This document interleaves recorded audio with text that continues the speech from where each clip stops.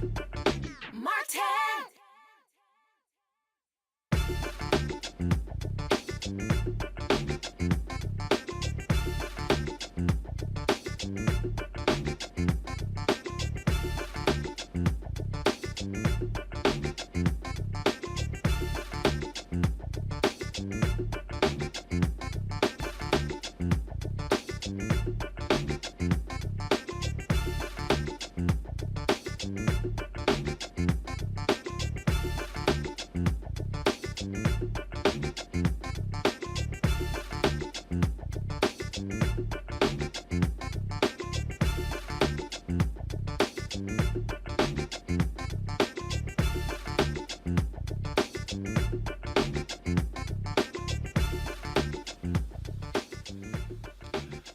Today is Wednesday, April 26, 2023. Coming up on Roland Martin Unfiltered, streaming live on the Black Star Network. The NAACP is suing the state of Mississippi over their decision to expand a state police presence in the state capitol. Also on today's show, the Virginia senator, the head of the Senate there in Virginia, is calling out fellow Democrats, saying, why are they trying to get rid of her in leadership? Louise Lucas will join us right here on Roland Martin Unfiltered. Also, we will have our second tribute to Harry Belafonte. Michael Eric Dyson and others will join us today on the show. Folks, it is time to bring the funk on Roland Martin Unfiltered on the Black Star Network. Let's go. He's got it. Whatever the miss, he's on it. Whatever it is, he's got the scoop, the fact, the find. And when it breaks, he's right on time and it's rolling. Best believe he's knowing. Putting it down from sports to news to politics. With entertainment just for kicks, he's rolling. It's on go, y'all. It's Roland Martin, yeah. Rolling with Roland now. He's funk, he's fresh, he's real, the best, you know he's Roland Martin now.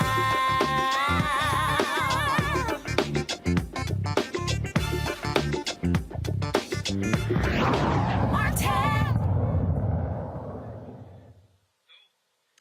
Folks, we've been telling you for a long time about how Republicans across the country, including Mississippi, are using their power to meddle in the affairs of local government. Well, there in Mississippi, what Republicans are doing is they're literally expanding a state police force. They're expanding a state police force to cover what is called the capital area. Now, here's the deal.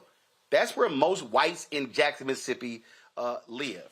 And so this has been quite contentious. The NAACP has filed a lawsuit against the state of Mississippi as a result of this. Now, the NAACP says the law will create a separate and unequal policing in the majority black capital and violate the principles of self-government by taking control of the police and some courts out of the hands of residents.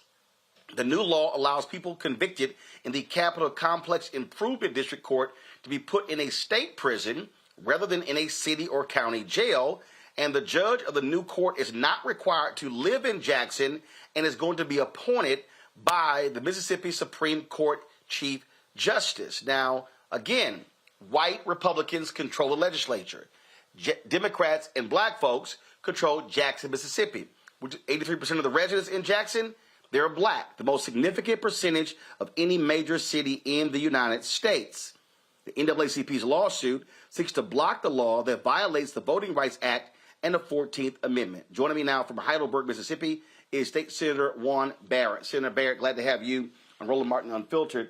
I mean, this is, first of all, what rationale have these white Republicans given for doing this? Well, thanks for Roland for having me on.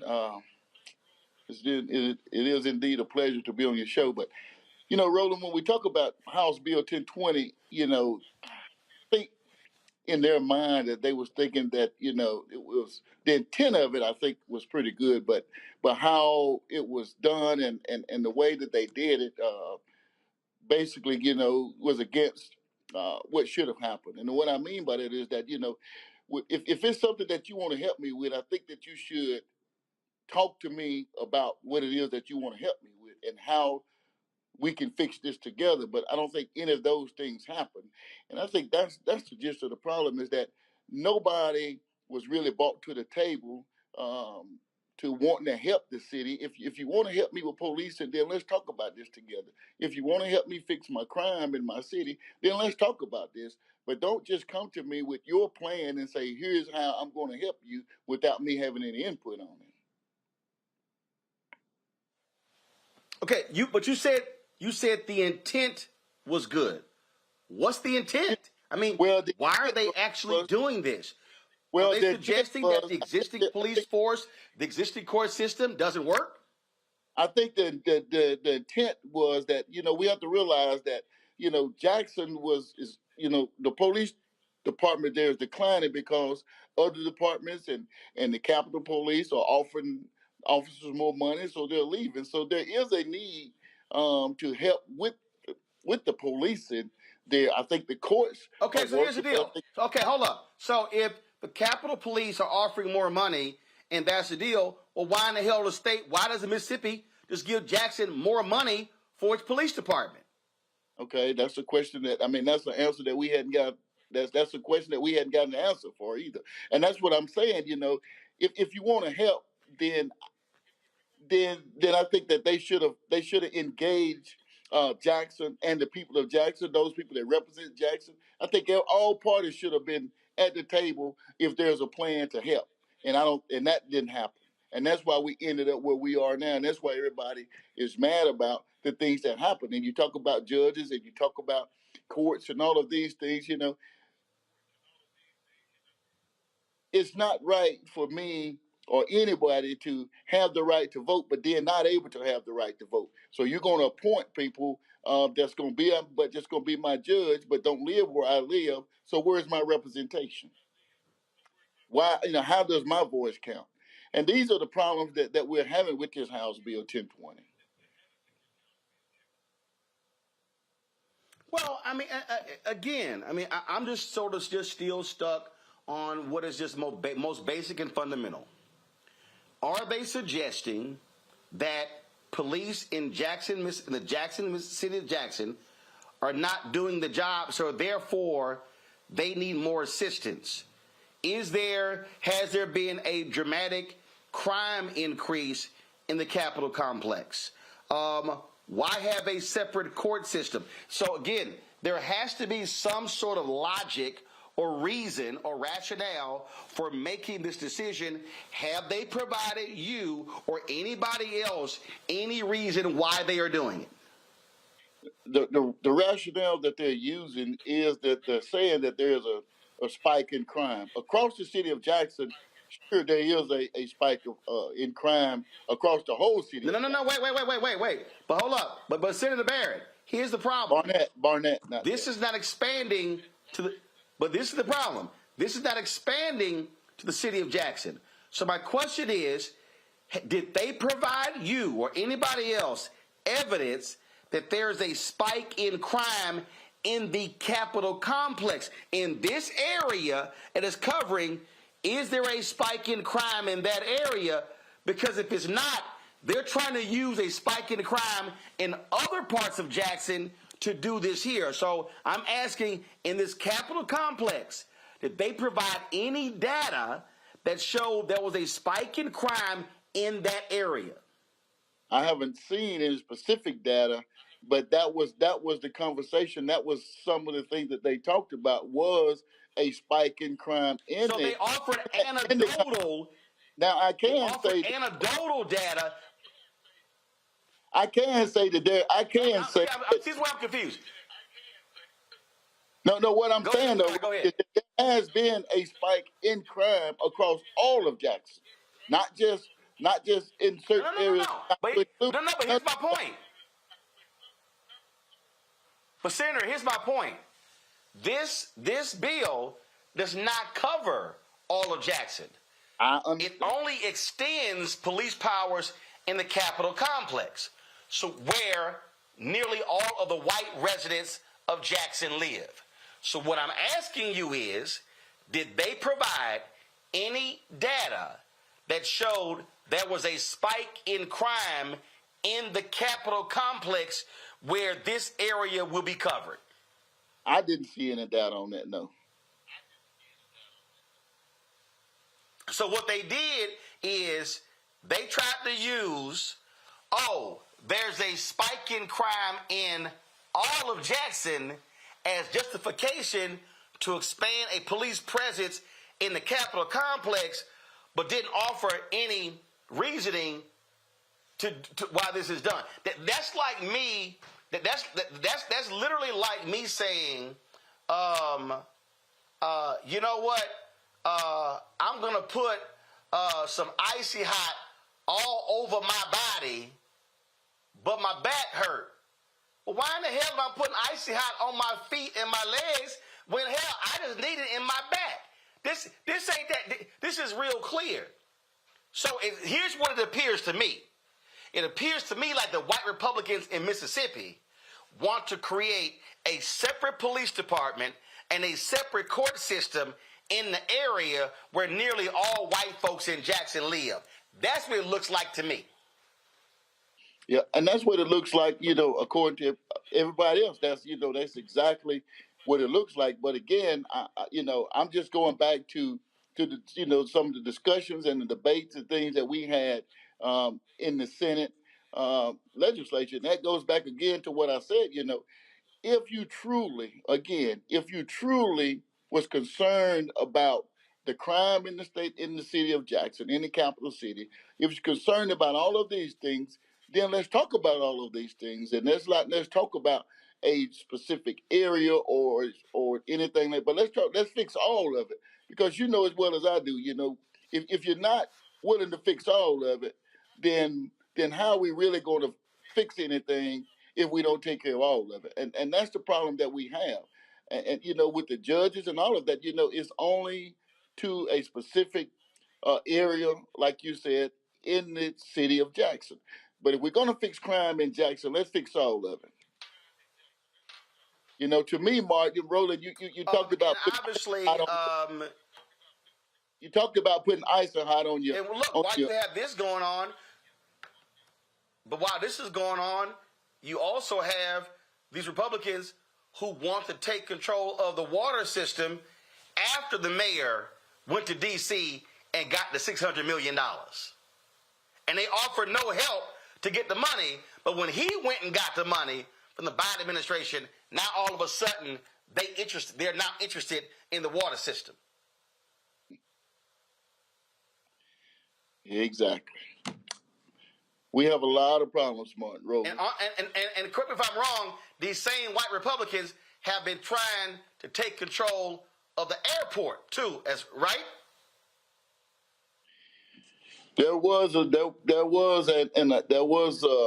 some legislation passed before, or was attempted to be passed before, where the Jackson Airport, yes, would be controlled by someone else other than the city of Jackson. So what this really sounds like is white Republicans in Mississippi don't like the fact that black folks are running a major city. So what they're now doing is playing bully and using the powers of the legislature to strip the city of a lot of its assets. And correct me if I'm wrong, this court system, the residents of Jackson are paying for that and not the state, correct? That's correct.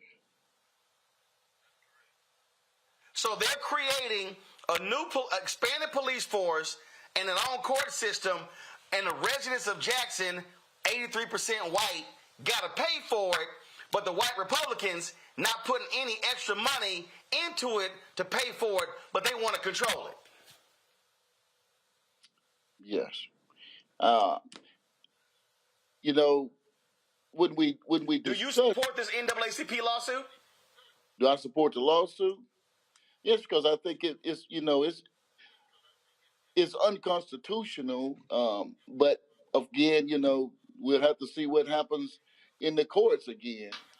How this plays out in the courts.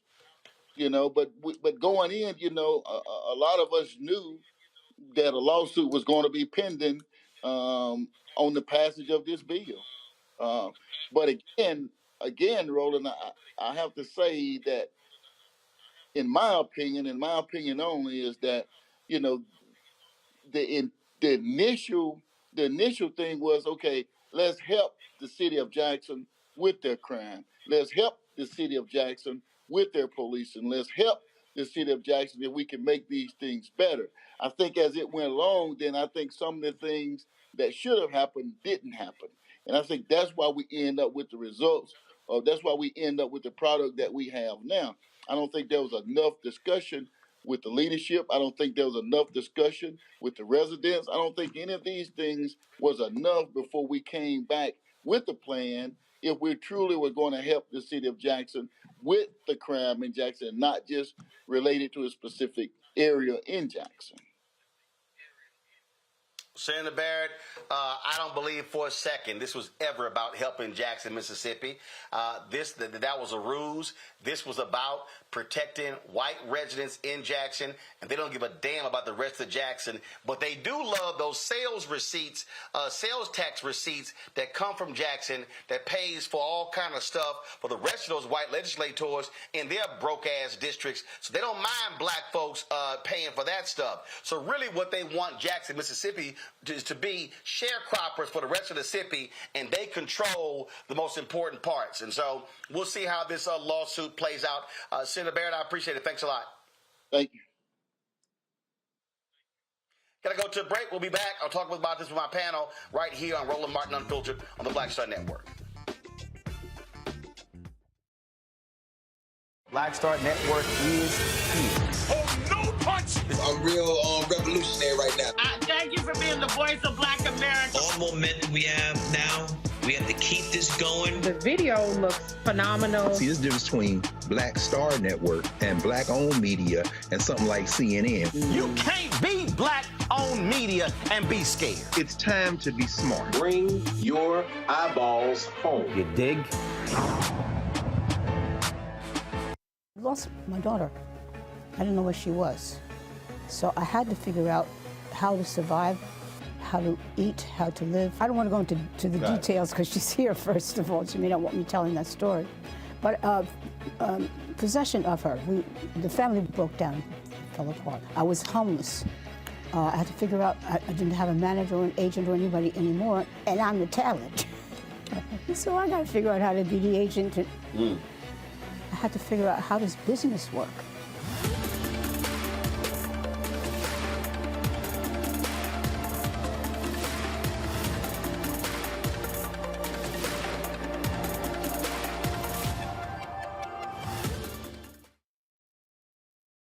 Hey, everybody, it's your girl, Lunel. So what's up? This is your boy, Earthquake. Hi, I'm Chaley Rose, and you're watching Roland Martin Unfiltered.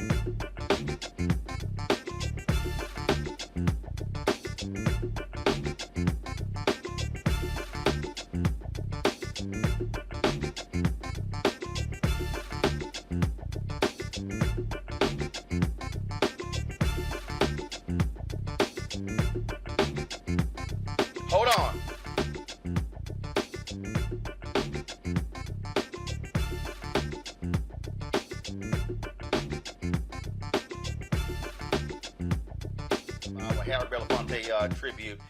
And so to the control room, pull the audio down, please. Thank you. And so for the control room, look for a note because we have a special guest who wants to come on live. Let me pull up my panel right now. Joining me now, Robert Patillo, host, People, Passion, Politics, News and Talk, 1380 WAOK in Atlanta. He's coming to us out of D.C. Rebecca Carruthers, Vice President, Fair Elections Center, Run Walker, founder of Context Media. Rob, I'll start with you. I mean, look, today in Montana, you got the Republicans that silenced a transgender elected official because they didn't like the fact that she disagreed with them. You got Republicans in Tennessee that expelled 2 black members, and they still hate the fact that they're still talking. You got in Tennessee getting rid of a independent citizen-run police accountability board. You got in other states where Republicans in Florida, Alabama, they passed bills that say local people cannot get rid of Confederate monuments. What you have here are Republicans who do not care that other people vote. Their whole deal is we got power, we can do what the hell we want to do, and we really don't care whether y'all like it or not. That's what's happening in Jackson, Mississippi. So the NAACP should be filing lawsuits against Republican legislatures all across the country. And you can add to that in Wisconsin, where the Republican legislature, they have threatened once they get the supermajority, they will try to impeach the newly elected Democratic Progressive Supreme Court justice there. North Carolina, where you had a Democratic state senator who switched from Democrat to Republican there, until now they will be able to override any veto from the governor. What we are seeing is the results of the DNC neglecting state-level parties for the last 15 years. Ever since Howard Dean was DNC chairman, we have seen a consolidation of power in D.C., taking money away from state and local Democratic parties, away from local organizing commissions, etc. And because of that, during the period of time that President Obama was in office, we saw 1,044 seats nationwide flip from Democrat to Republican. So even though Republicans have not won a popular vote since 2004, and that's the only popular vote they've won since 1988, even though the 50 Democratic senators represent 41 million more voters than the 49 Republican senators,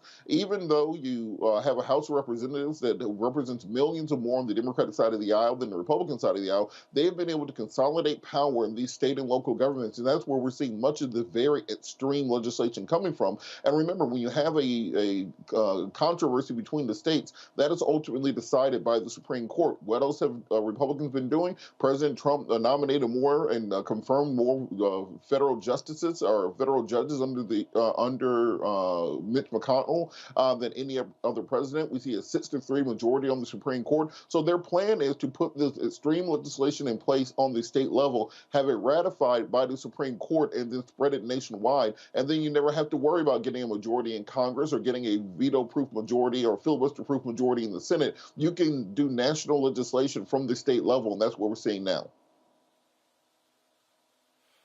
Rebecca, again, for all the simple Simons out there who run their mouths and, oh, Rollerball, you trying to get black folks to vote Democrat.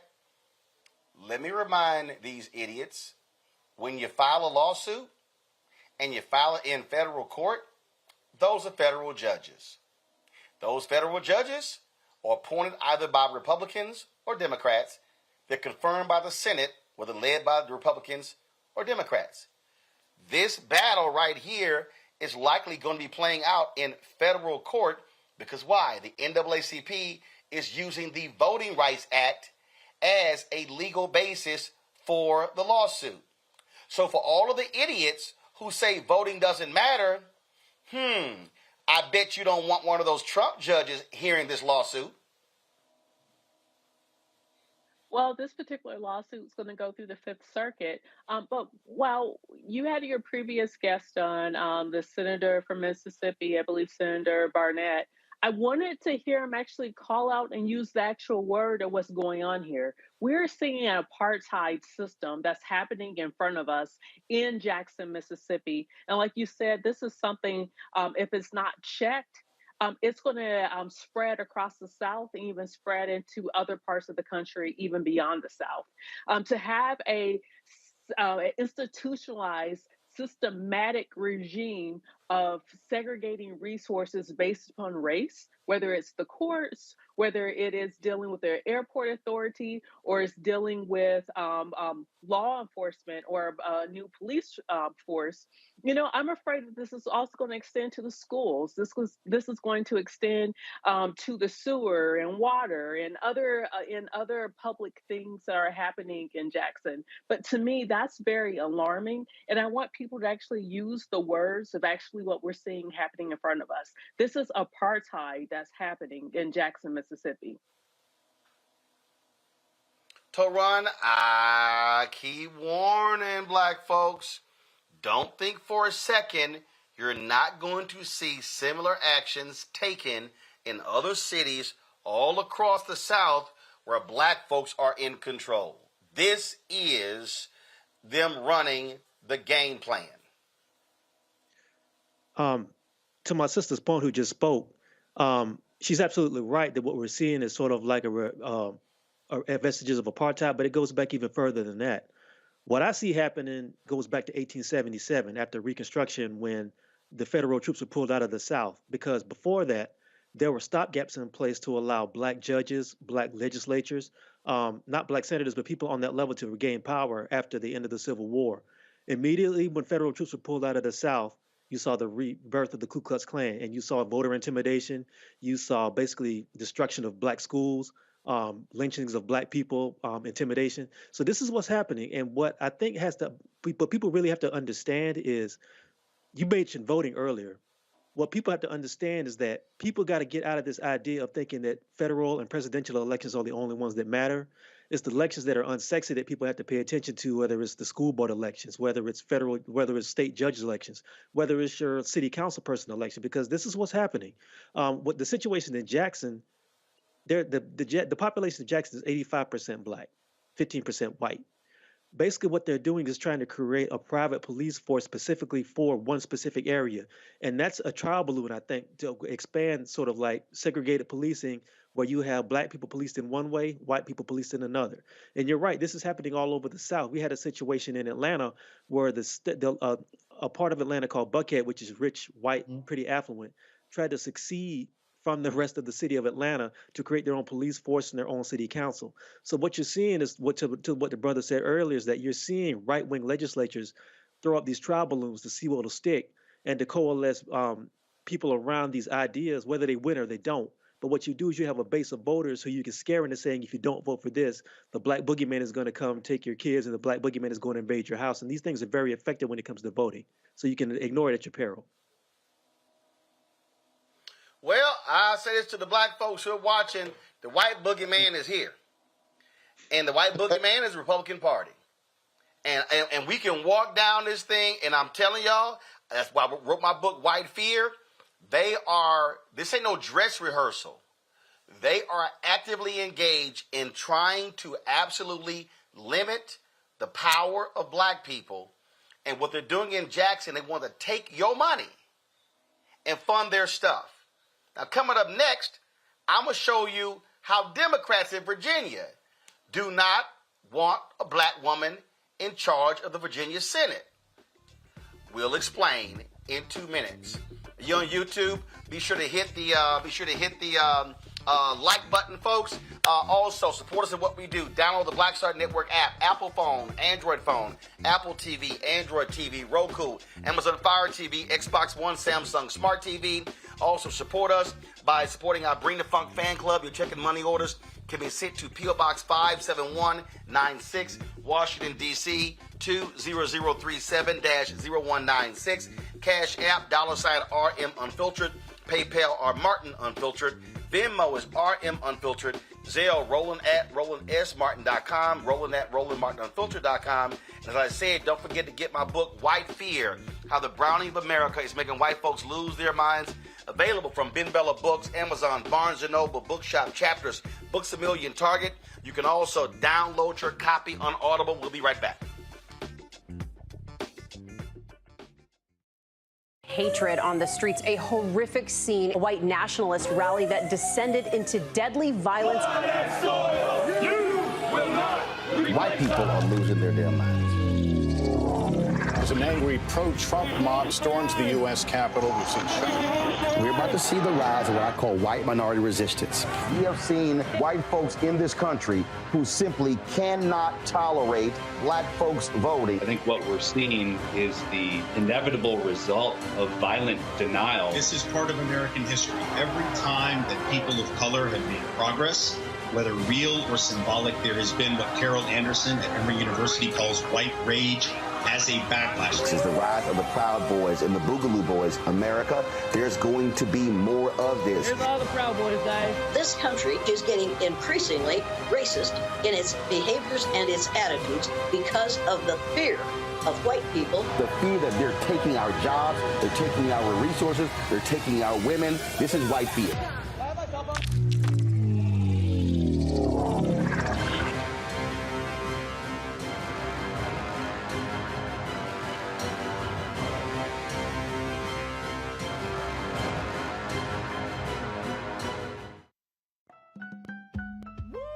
We're all impacted by the culture, whether we know it or not. From politics to music and entertainment, it's a huge part of our lives, and we're going to talk about it every day right here on The Culture with me, Faraji Muhammad, only on the Black Star Network.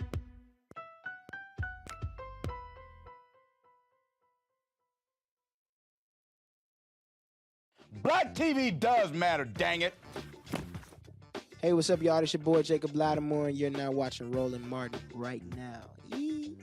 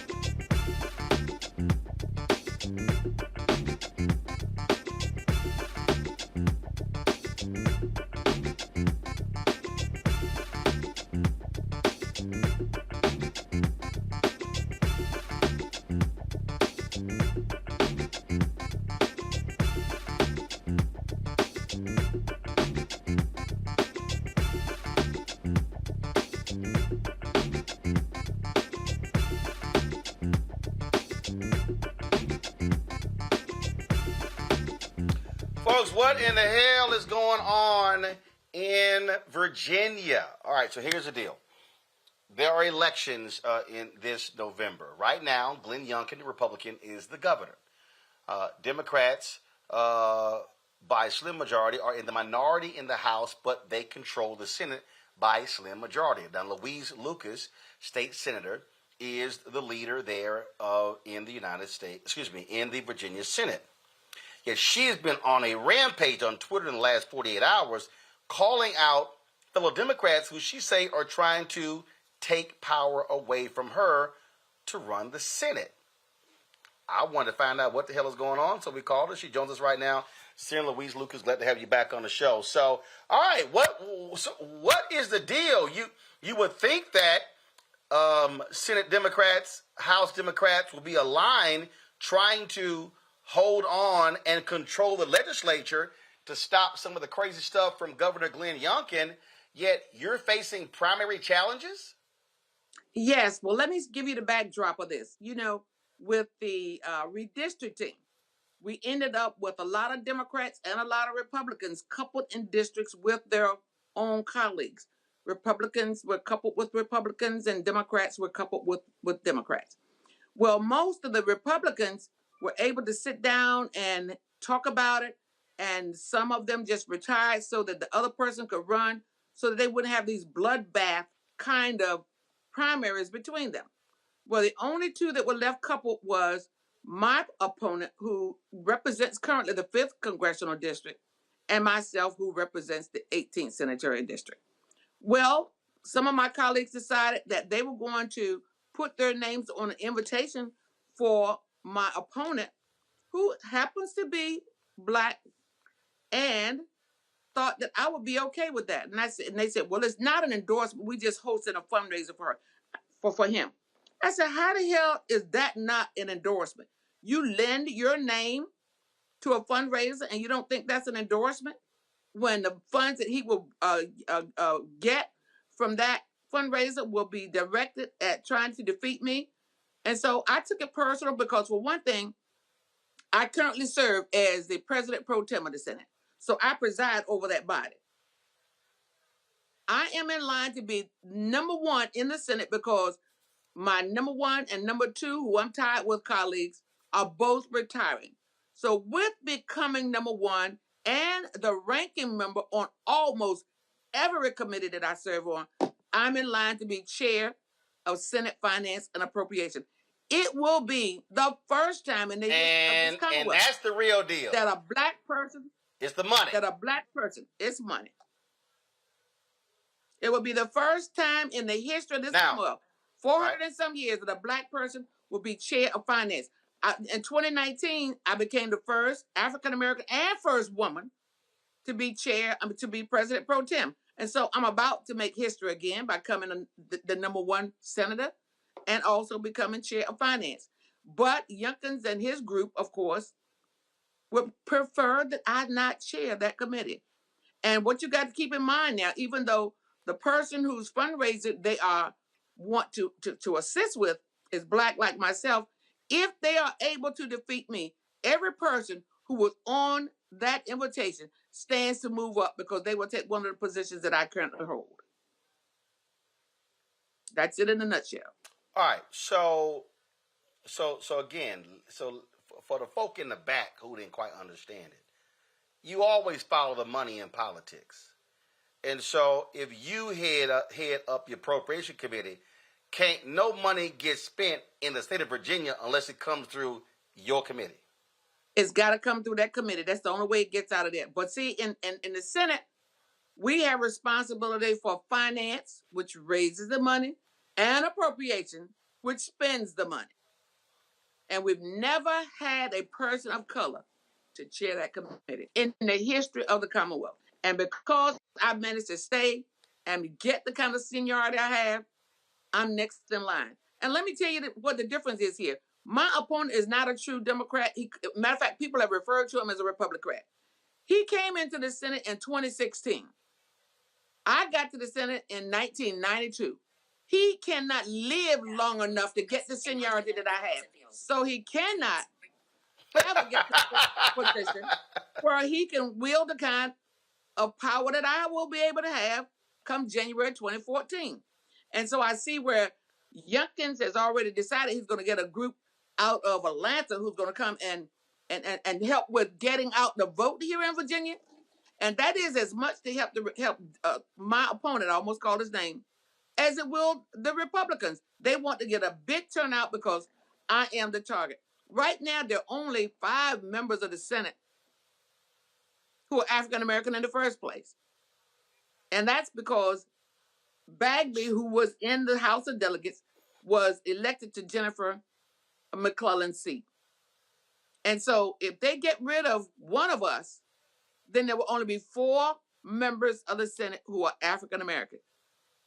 Roland, what I want. Doesn't this also check?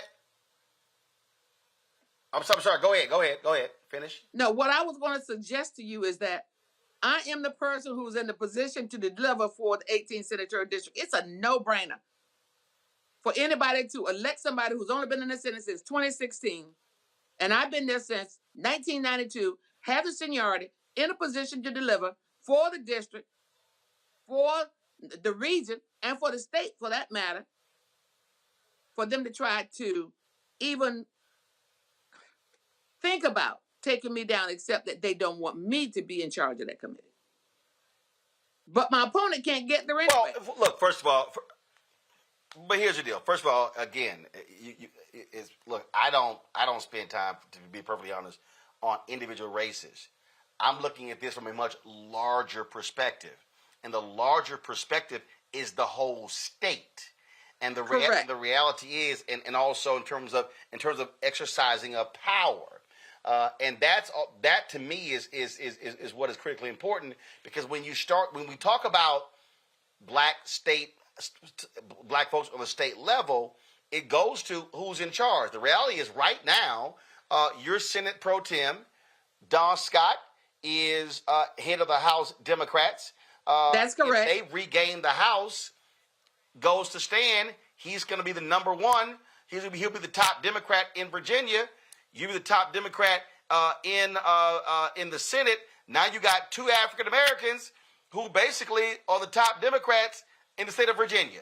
There you got it. It's going to be a huge deal going into 2024 in the presidential election year. Absolutely. And of course, it's a Senate race on the ballot, correct? Because you got Senator Tim Kaine, right? No, Tim Kaine is not coming up Got it. here. Right. But you have what we have all the No. Is it Kaine 24? Yes, Kaine is 24. Yes. Right. So what I'm saying is, if Democrats if you win your primary, Democrats maintain the Senate in Virginia. If they're able to flip, so look, y'all are down how many seats on the House side? I think it's only 4. If memory serves me and correctly. you're only up. And you're only Senate, up how many seats on the Senate side? Well, in the Senate right now, we currently sit at 22-18. 22 Democrats, 18 Republicans. So, again, for the people who are listening, if Democrats are able to win those seats in the House, you will likely have an African-American running the Senate, an African-American running the House, like I said, of Virginia, the cradle of the Confederacy, going into 2024, where you're going to be trying to basically combat Glenn Youngkin Republicans, MAGA Republicans, who are going to be all out for Donald Trump. Absolutely. That's why I'm saying this thing is broader than just Senate District 18. Absolutely. And it's unfortunate that, and of course, I know any number of groups and organizations have tried to talk to my opponent to say, look, not only is this important to the district, but this is history in the making. And he said, I don't care anything about that. Gotcha. All right. Well, look, we'll see what happens. The primaries in June. What's June what? The primaries on June 20th, but we have early voting starting on May 5th, and it goes to June 17th. And so I want everybody out there who's eligible to vote for this primary to come out and vote for me, because this is all about voting in your own self-interest. A vote for me is a vote for them. And I'm here to do the work for the people of the 18th Senatorial District, for the region and beyond. All right. Sarah Lucas, we appreciate it. Thanks a lot. You're very welcome. Thank you for having me on again. I appreciate it. Thank you. Rebecca, as I was laying out there, again, the implications go beyond a single Senate district in a state. So, again, when you're talking about politics, you got to think about this as moves on a chessboard, not checkers. Yeah, absolutely. And I'm going to say this in my personal role here. I spent about 20 years working in campaigns all across the country, and I've never seen where you have someone's name on a fundraiser and that isn't an endorsement. So the senator was very clear. There are folks who are actively working against her and don't want to see her in that seat. But bottom line here is that this is, like you outlined, this is about power. This is about money. And, on this show, we talk a lot about things impacting Black people, and specifically we talk about Black politics. And so what folks really have to think about is what's in the best interest of Black folks in Virginia. Is the best interest of Black folks in Virginia actually having a say on appropriations and how money is being spent? I would say for Black communities in Virginia, that is in the best interest to make sure that Black voices are heard, that Black voices are respected. And it is, over 400 years in the Commonwealth, this thing has never happened where Black folks had an outsized impact and a real impact on how money is being spent in the Commonwealth. Robert, I say all the time to folks, the reality is nobody is promised a seat. Anybody can run. That's just the reality of politics. But it is also important to think about what happens when you do lose seniority, when you do lose access to powerful positions. That has an impact on Black communities. Look, the Virginia Democratic Party hasn't been right since they stole that seat from Justin Fairfax. So let's just be honest. There seems to be a power struggle going on there, always within the party. And I think that when you're looking at a state that should be solidly blue in all elections, Glenn Youngkin should have never had an opportunity to win that seat, regardless of who the Democratic nominee was. But it's this type of infighting, this type of petty personal politics that gets in the way in putting together the type of progressive agenda that's needed so that Virginia can then become that model for the Southeast, the model for the Confederate States. As Virginia goes, North Carolina will go.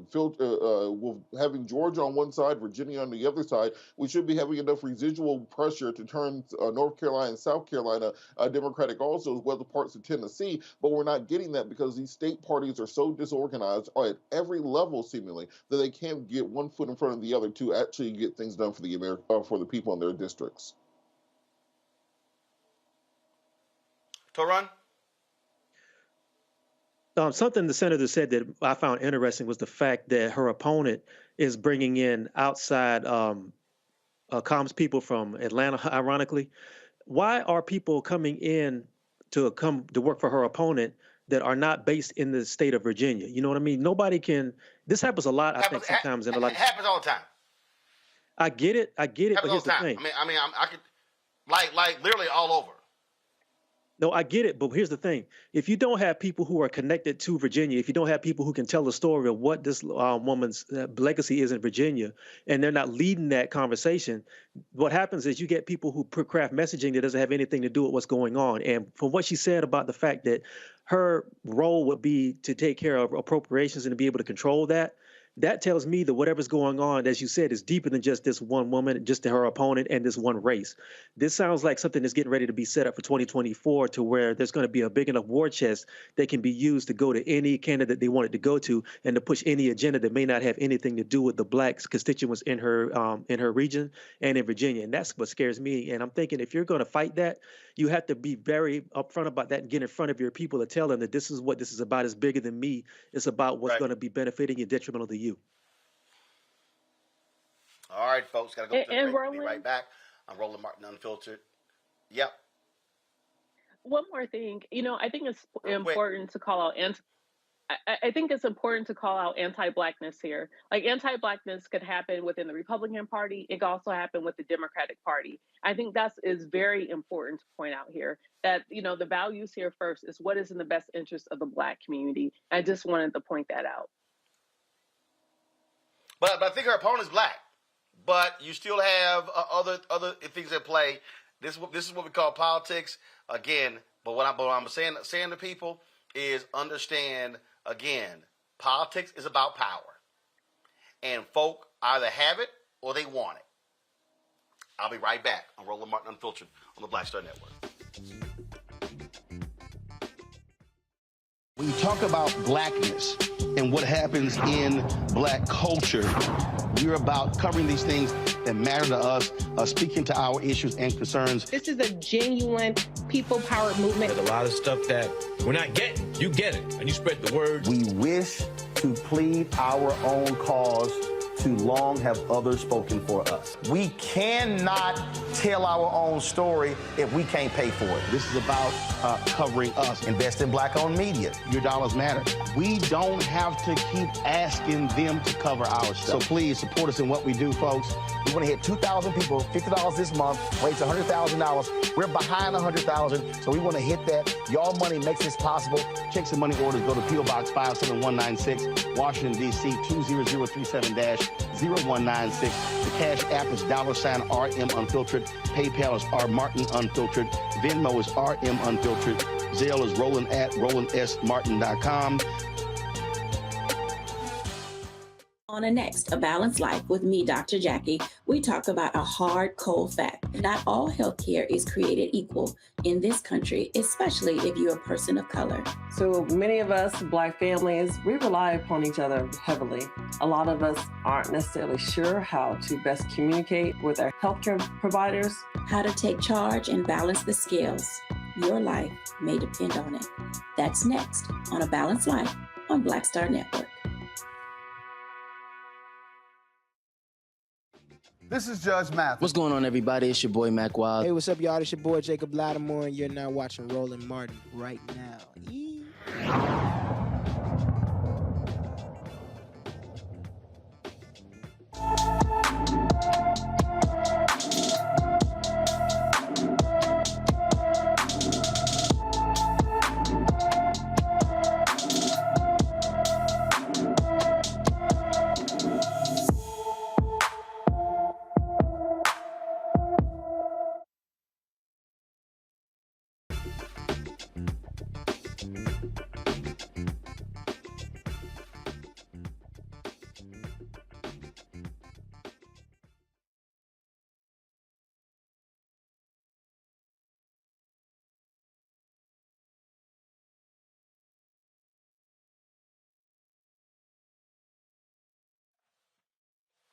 Hannah Miller has been missing from her Waterbury, Connecticut home since March 26. The 16-year-old is 5 feet 1 inches tall, weighs 120 pounds, with brown hair and brown eyes. Anyone with information about Hannah Miller should call the Waterbury, Connecticut Police Department at 203-574-6911, 203-574-6911. Pras Michelle, one of the founding members of the Fugees, he's headed to prison today, convicted on 10 counts in a scheme to help China influence the U.S. government. Federal prosecutors allege that Take Joe, also known as Joe Lowe, paid Michelle millions to help launder money Lowe had allegedly embezzled from a Malaysia-owned investment fund. The alleged scheme involved payments to Barack Obama's 2012 presidential re-election campaign and efforts to convince the Trump administration to extradite a Chinese national. Again, Michelle faces 22 years in prison. This was a really a strange trial to run. People might remember that was a Super Bowl commercial that Pras had taken. It was like a $5 million Super Bowl ad for this content company where they were going to be making cell phones, and the sales from the phone were going to create black content. And I always thought it was strange because they ran a Super Bowl ad and the site wasn't even live yet. And in fact, and I remember, and I forgot it was called, I think it was called Blacksure or something like that. And I remember actually getting with their PR people and doing a phone call with him about it. And it seems that all that money that was coming in with the stuff like that, now he going to prison. Ooh, man, I actually did a little bit of research on this case a couple of days ago, and it seems to me like, honestly, Pras got in deeper than he could really swim in, got in some water that he couldn't really play with. The people who he was associated with are some real heavy hitters, and they were going around buying a lot of influence with a lot of people, whether it was the Kardashians. If you take a look at this Asian businessman's Rolodex, it's crazy. It's pretty much all the A-listers in social media and in pop culture and hip hop and stuff. And I think what he was trying to do was trying to figure out a role for himself outside of music, as trying to make himself sort of like a cultural ambassador and try to be somebody who can broker deals. But if you don't know the water you're playing with in that, it's best to leave that alone unless you got a team around you who really knows how to navigate that. What he did wasn't really a unique thing as far as like trying to broker influence and be sort of like a fixer to introduce one person to the other. But when you're starting to play around with people who don't play on the same level that you play with, when they're dealing with governments and they're dealing with presidents, and if you're not on that level, it's best to leave that alone until you know what you're dealing with. I think I'm not saying he didn't do some of the things they're convicted him of, but I think he's becoming a fall guy for some other people's influence. Just a mess. Well, look. Here, here's the deal, Rebecca. This guy here cost Malaysia billions of dollars. There were other people who went to jail as well. Look, when you start taking money and you start talking about influence, you got to register as a lobbyist of a foreign interest in this country. Yeah, he was in real deep, and now he about to head to prison. Yeah, and it's really unfortunate. I would say for any celebrity, any person who wants to get involved with politics, especially when it comes with money, you really have to make sure, like Terrain was saying, you have to make sure that you have folks around you who have experience in that and know exactly what they're doing. I mean, we just saw Congressman Jeff Fortenberry also get in trouble for taking money. I believe it was from a Chinese national that went directly to his campaign. And he got convicted.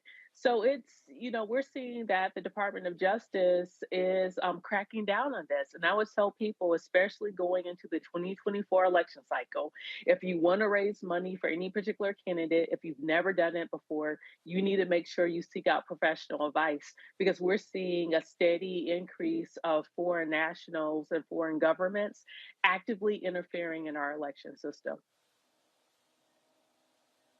Well, Robert, during the trial, he claimed that he did have the advice of lawyers and accountants. But again, when you start talking about foreign money and elections, you're now in some deep territory that deals with, again, lobbying. There are laws against foreign money being involved in elections. And so this was, the prosecutors laid out a very strong case against him. And it's not as easy, Robert, to simply say, hey, I ain't no dog. So we just ain't never going to get another Fugees album? Never going to get a reunion tour? Hell, you can hang that world tour up. That ain't happening. I just came from the Usher residency out there in Vegas. It's amazing. So the Fugees could do something like that, but no. Pras wants to pretend that he's part of the Kingpin organization. Now he done messed up everything for everybody else. That's just being selfish at the end of the day. You got to think about the rest of us who now, when we're in our middle ages, we trying to see the old acts that we wanted to see back in the day. I'm not trying to get into Little Yachty. I'm not trying to get into Little Uzi. I want to hear the music that I like, which includes the Fugees, but now Pras has messed that up. So I call this personally against him. Well, look, I know Lauryn Hill like being late. I don't know about 22 years late, so we'll see what happens when they have a sentencing that's going on there. All right, y'all. Georgia parents, they are outraged after a school field trip to a slavery exhibit led to a reenactment of a slave auction.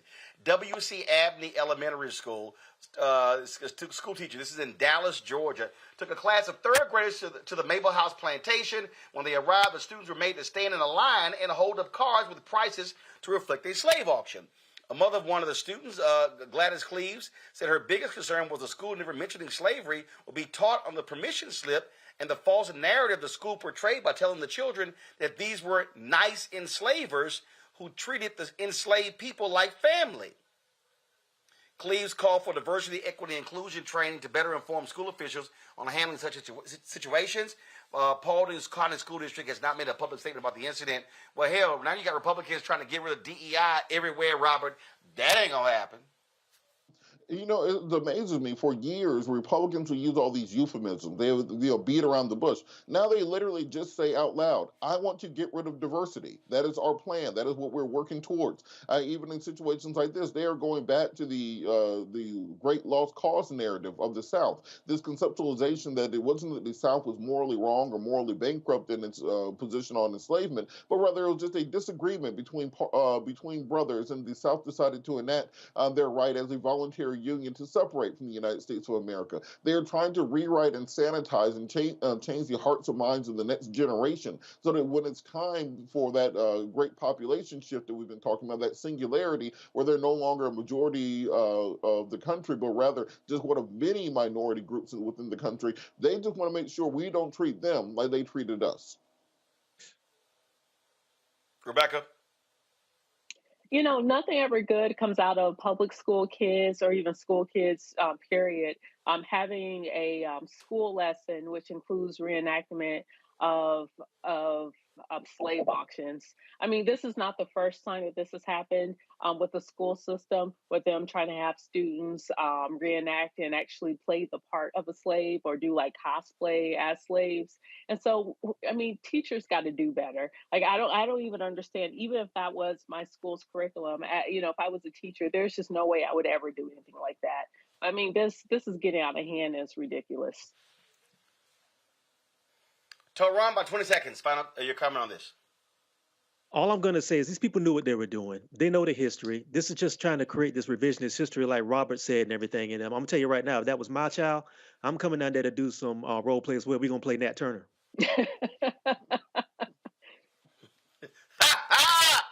All right, y'all. Got to go to break. We come back. Michael Eric Dyson talks hair Belafonte. And we're also going to show you a video that Mr. B did for the folks at XQ America, where he really talked about how this was him withdrawing from the public. We will show all of that for you as we pay tribute to the great hair Belafonte. Next on Roland Martin Unfiltered on the Black Star Network. Next on the Black Table with me, Greg Carr. We look at the history of emancipation around the world, including right here in the United States, the so-called end of slavery. Trust me, it's a history lesson that bears no resemblance to what you learned in school. Professor Chris Manjapra, author, scholar, amazing teacher, joins us to talk about his latest book, Black Ghost of Empire, The Death of Slavery and the Failure of Emancipation. He explains why the end of slavery was no end at all, but instead a collection of laws and policies designed to preserve the status quo of racial oppression. The real problem is that the problems that slavery invented have continued over time. And what reparations are really about is saying, how do we really transform society, right? And stop racial violence, which is so endemic. What we need to do about it on the next installment of The Black Table, right here on the Black Star Network.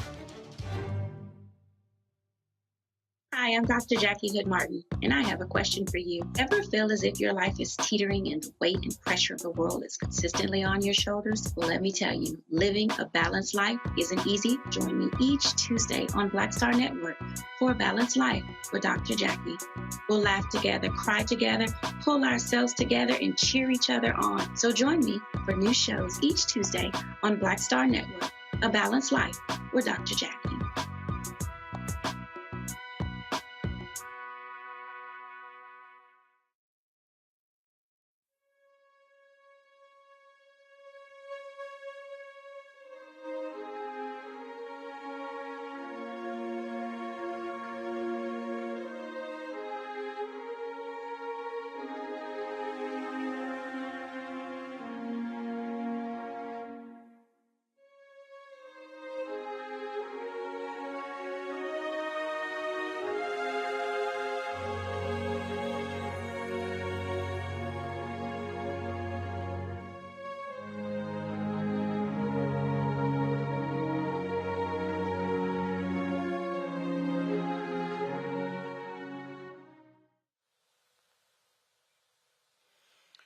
Folks, we continue our tribute to the great Harry Belafonte, passed away at the age of 96 on yesterday. The tributes have continued to pour in from Hollywood to politics all across the globe. We have several videos we're going to share with you today. We reached out to several different people, so I'll say so today. First of all, before I get to my next guest, on tomorrow's show, Father Michael Flager, St. Sabina in Chicago, a longtime friend of Harry Belafonte, will join us to pay tribute to him. And also, a few moments ago, I got a text message. Minister Louis Farrakhan will also join us to pay tribute to Harry Belafonte. That is on tomorrow's show. Right now, we want to go to Dr. Michael Eric Dyson. Doc, glad to have you here. You cross paths with Mr. B on many occasions. Just share with just folks just your thoughts, reflections on the enormity of this man and what he accomplished in his 96 years. Well, thank you, first of all, Brother Roland, for having me. Nobody else is doing what you're doing, given this kind of broad coverage. not only to Mr. Belafonte, but to all the issues that make a difference for us. I hung out with Belafonte several times, including with you and Mr. Belafonte, an extraordinary genius, a man who is arguably the greatest activist artist of the 20th century. And we know Paul Robeson reigned supreme in that century, but he was a student of Paul Robeson's and arguably made an even deeper penetration into the collective conscience of America. Film, through music, and Belafonte said that Paul Robeson taught him, if you can get them to listen to your song, then they will listen to your message. And Deo, as you know, was a global hit that continued to reverberate around the world. And, you know, Belafonte was able to leverage his superstardom in Hollywood and beyond in defense of average Black people. As you know, and many other people don't, Harry Belafonte bought $100,000 life policies for each of Dr. King's kids in the event of his death. And the only reason they had some of that money to be able to scrape together was because Mr. Belafonte looked out for them. He did numerous fundraisers. He poured his personal resources into supporting SNCC, SCLC, the NAACP, raising millions upon millions of dollars for their causes, and was especially close to Martin Luther King Jr. So here was a man till the day he died who was fundamentally committed to the liberation and emancipation of Black people, unapologetically, was able to call out other leaders who failed to take up the cross, so to speak, and move on down the road of Black progress. An amazing, beautiful man. And as you know, Roland had a raucous sense of humor. That's who Mr. B was. That's who Mr. Belafonte was. And we loved him so deeply. I was sharing with someone today that when we even talk about, people talk about We Are the World, and oftentimes they credit Michael Jackson, Lionel Richie, Quincy Jones, but the actual idea started with Harry Belafonte.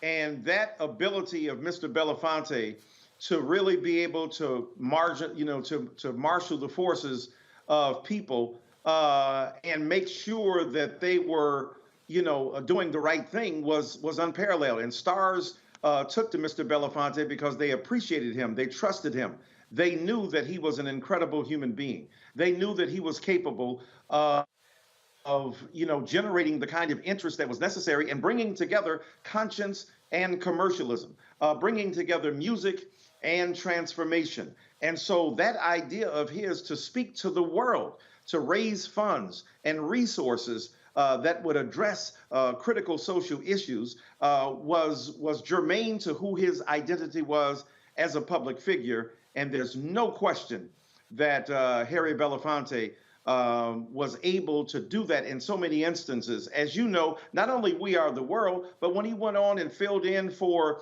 I think it was Mike Douglas, or filling in at night for Johnny Carson and the Johnny Carson.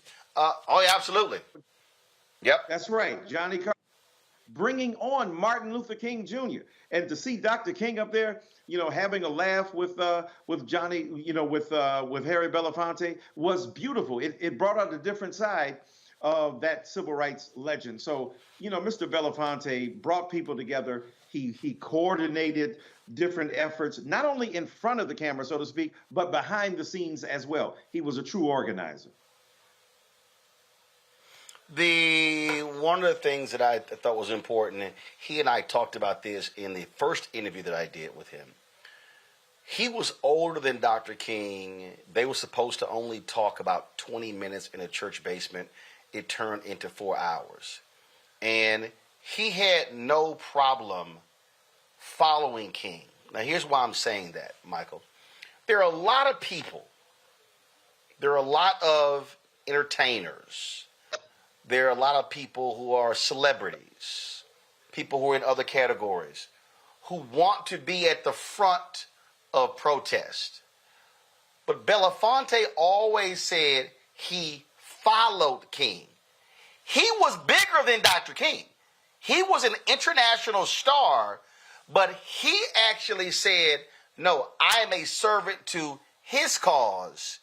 And that is something that I think is often overlooked, especially in a day and age when a lot of folk want to be the ones who want to call the shots, and they don't know nothing about mobilizing, organizing, and leading movements.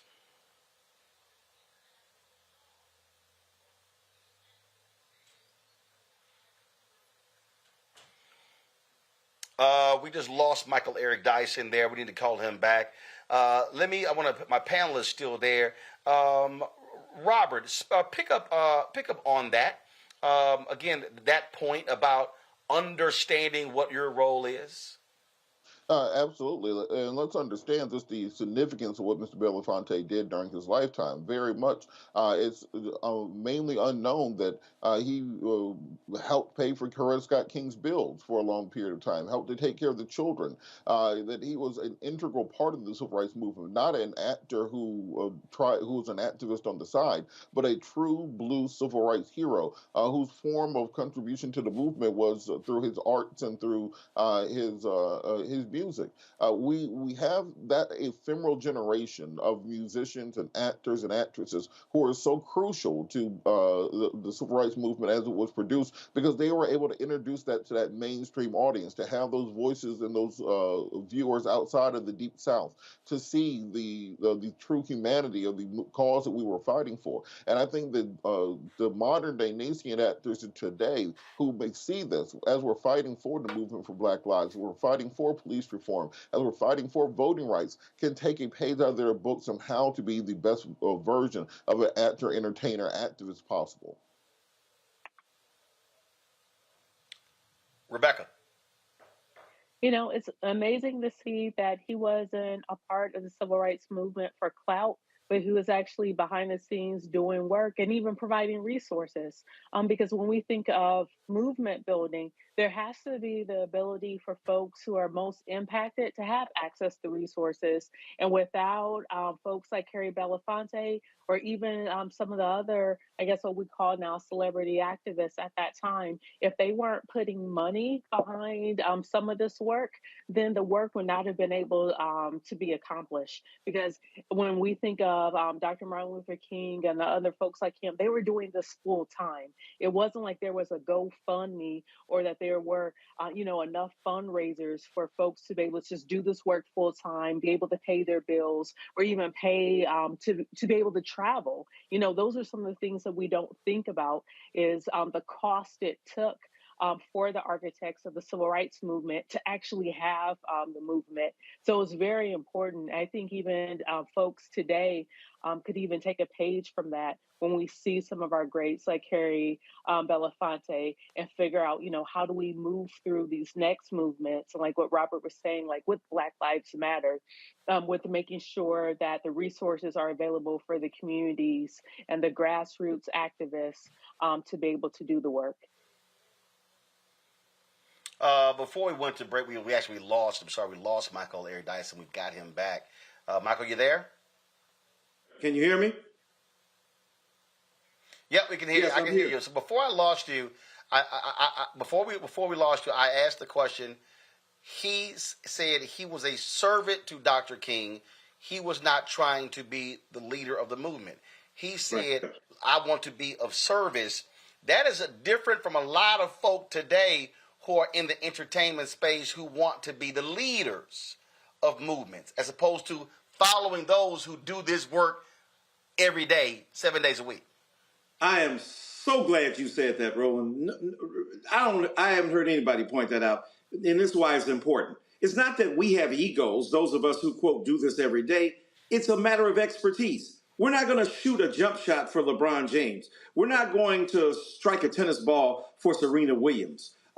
Those people who have interests and even develop some level of expertise in terms of voting rights or struggling against incarceration and like should willingly defer to those who have been informed about the struggles that we are both mutually concerned with. And it is no slight on any musician or entertainer that they would follow the way of a Reverend Al Sharpton, a Reverend Jesse Jackson, Reverend Bernice King, following Melanie Campbell, following, Joyce Beatty. I mean, the point is that these are people who do what they do every day. They lead organizations. They're elected politicians. They're informed about the deep matters of these issues. I'm not suggesting that no entertainer or artist or athlete is capable of giving leadership once being deeply informed. But the reality is these are things that these people have been doing for decades, and we should have a more united front where those athletes and entertainers bring their notoriety, bring their visibility and spotlight to bear upon the issues that are addressed by these leaders every day. It's an excellent point, and Harry Belafonte had no ego when it came to that. Michael, final comment. The thing that I find to be fascinating is that when we talk about a lot of other folks who are engaged in the work, that they often retire.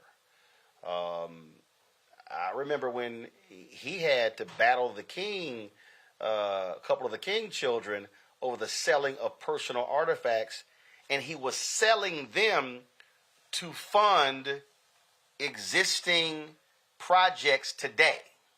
Right. And there were some issues there. And so the point I'm raising is that he passed away at 96. He was literally, and I know through our conversations, through talking to Susan Taylor, how he would call Kefra over to his place and was giving out orders. Up until his last days, he was still doing the work. Man, he never retired from activism. Never retired. I know this personally. I was there sometimes when he called Kefra. I was there sometimes when he called me. He put me on the phone. He's the one who connected me with Colin Kaepernick. He did it personally. This man was deeply involved and invested in social change to the end of his life. This wasn't a one-time thing for him. This wasn't, it'll be sexy and cool and people will think good of me, and then after the spotlight is gone, I'm done. No. This man committed his life in a fundamental fashion to social change until the very end.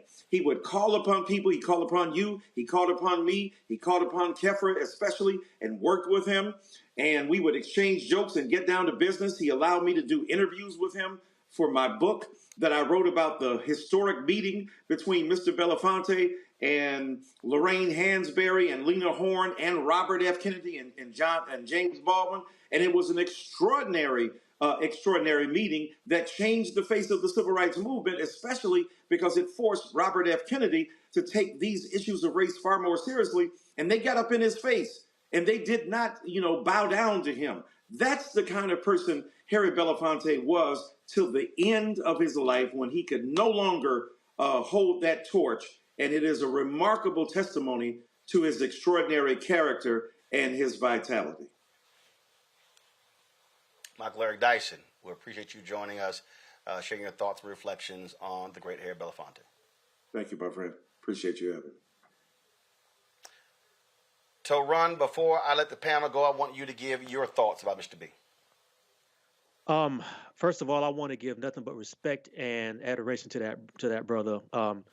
I did some research after his death, and people don't realize that Harry Belafonte was a very successful entertainer. That's how he came to the work. That's how everybody got to know him. He had the first #1 album on the Billboard top pop album charts for 6 weeks. That was Michael Jackson type numbers. Harry Belafonte could have done his music, acted, and been a very successful entertainer for the rest of his life and been financially set and not did anything. The fact that man used his platform and his visibility to reach out and give visibility to people fighting for the oppressed, fighting for black people around the world at a time when that was really something that could really put your life in jeopardy, much less your career, shows you the integrity of this man. Like I said, he could have done this the rest of his life and been just fine. So the fact that he put himself at risk and gave people platforms, I have nothing but respect for that man, where he could have lost everything, including his life. So nothing but respect for him. And I want people who may feel the same to be able to look at his example and find the courage to do the same thing. It's not going to be easy, but that work is not done, and we need more people on the present day to do this.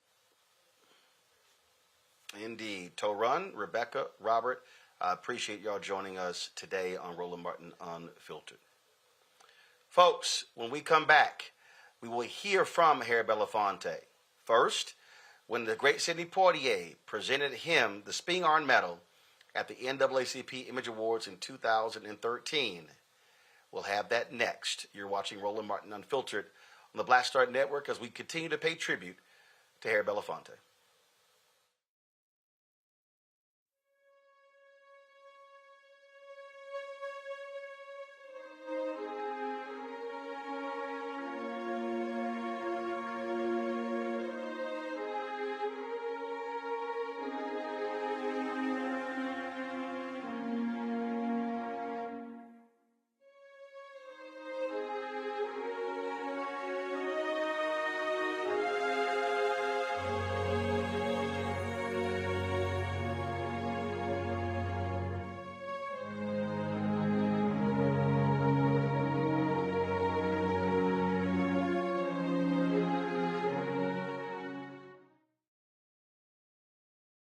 On the streets, a horrific scene, a white nationalist rally that descended into deadly violence.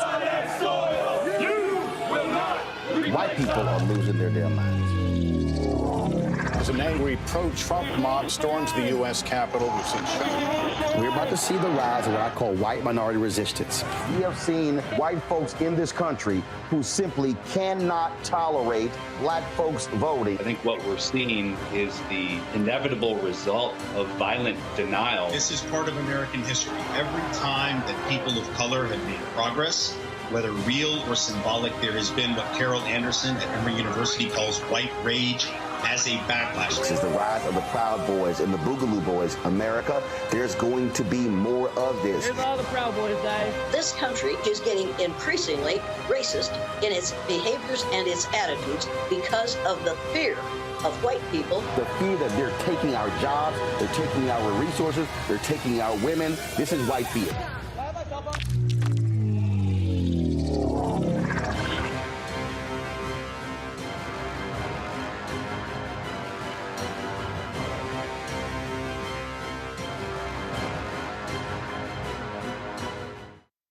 On a next, A Balanced Life with me, Dr. Jackie, we talk about a hard, cold fact. Not all healthcare is created equal in this country, especially if you're a person of color.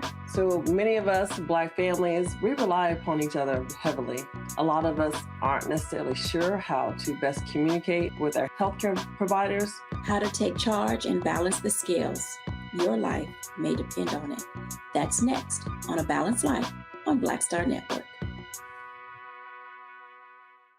But no, I salute you. Let's talk about Mr. B. Just share just your thoughts about 95 years. 95 years, young. The first time he appeared in public was with the Charlie Parker Band with Max Roach on the drums and Miles Davis, a young brother, playing the horn. That's how far back our dear brother Harry Belafonte goes, man. But the very fact that he was willing to stand with Paul Robeson and W.B. Du Bois during the Cold War says it all right there. Mm-hmm. That means he's not a chump, he's not a coward, he's not a conformist, he's not complacent, he's standing up for the truth. And that's what we love about him. We don't have enough folk, we don't have enough black folk, black artists, stand up for the people, stand up for the truth. That's what we need. That's why we love you, brother.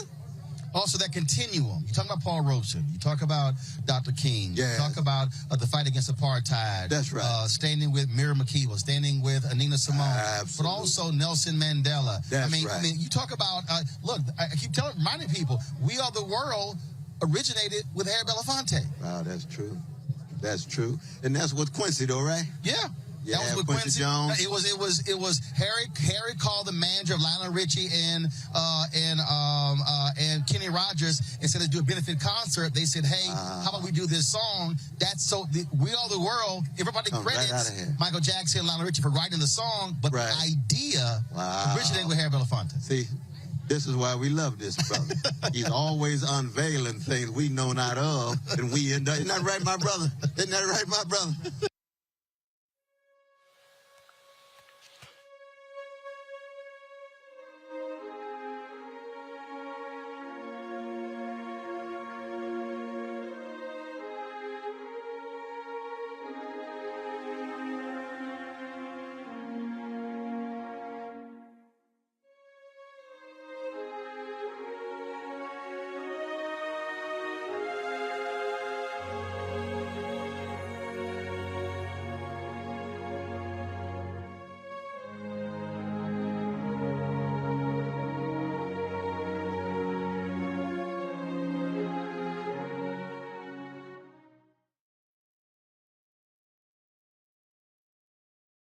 That is the shot of the portrait of Harry Belafonte in our Black Star Network studios. It will remain with that black drape until he is funeralized.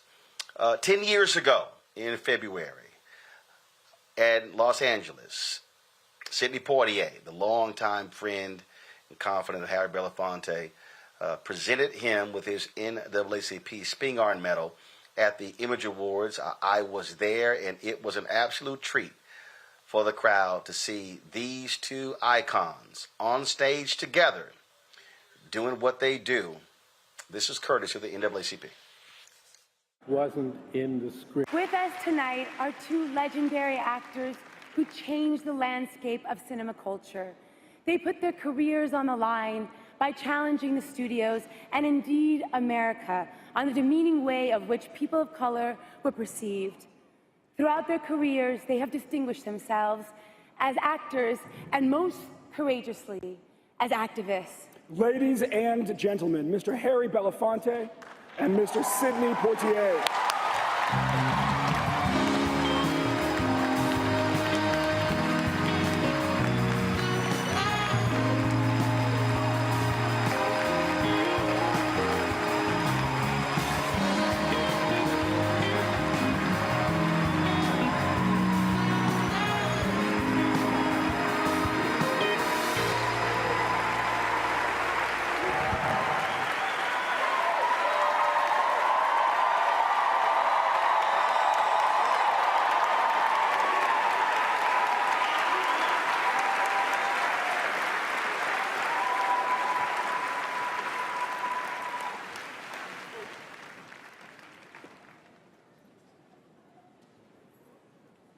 What are we supposed to be doing?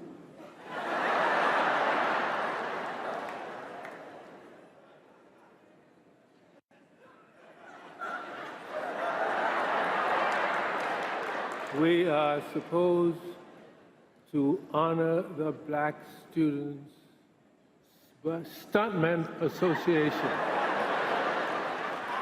Stuntman. Can we join? Can I be a stuntman? Can I get in the union? We are not stuntmen. Sidney, just the fact that we are standing here is the biggest stunt in the world.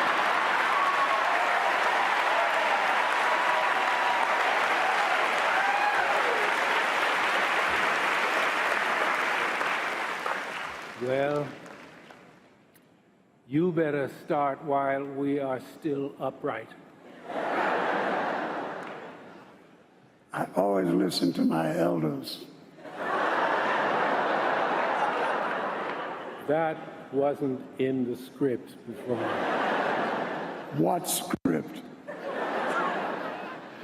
Many years ago, Sidney and I experienced firsthand the cultural insensitivity that was prevalent in Hollywood against our community and other communities of color. All right, y'all. That was so that was in 2013 when again I think actually it was 2012 when they presented the award to the stuntmen, and you got to see a little of their banter there. It was always great to see those two. A little bit later, I'll show you my photos with the two of them after that. Yesterday, we of course played for you Spike Lee talking about, giving us his thoughts and reflections on Harry Belafonte. And Wendell Pierce of New Orleans, the star of the Broadway production, Death of a Salesman, he shared with us a video where he wanted to share his thoughts about the great Harry Belafonte. Folks, let's go ahead and play Wendell Pierce right now. What it means to be an artist, the true meaning of being an artist. We give voice to the voiceless. We bring together communities so we collectively can think about who we are, where we've been, where we hope to be, decide what our values are, and then leave and go out and act on them. He was a man of action, a man of great courage, because he fought injustices that he knew would jeopardize not only his career and treasury, but indeed his life. I'm reminded of the fact that he flew to Philadelphia, Mississippi, with cash in hand for those who were working to register voters in Mississippi. And it was there that he came in the middle of the night, and the students of SNCC saved him just in the nick of time before the Klansmen that were in search of him arrived at the airport, the small regional airport.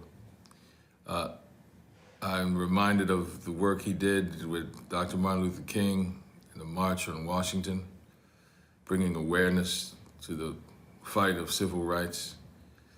He exercised his right of self-determination and taught others how to do that as well. He knew that it wasn't something that was trivial, that it was something of great importance, and that those who do not have our best interest at heart will not give up power willingly, indeed would actually kill for it, as many gave their lives during the civil rights movement. And he knew as an artist that he had a platform, as a star, he had a platform to spread that message and that advocacy to the world. And he taught a great lesson to those of us who he is now passing the baton to, that you have a responsibility to act not only as an artist, but also as an activist. That is a great tradition that he and Sidney Poitier and Paul Robeson and many others have taught us, is the legacy of the Negro Ensemble Company and the Free Southern Theater of New Orleans that went around with the civil rights movement, that rallied the people.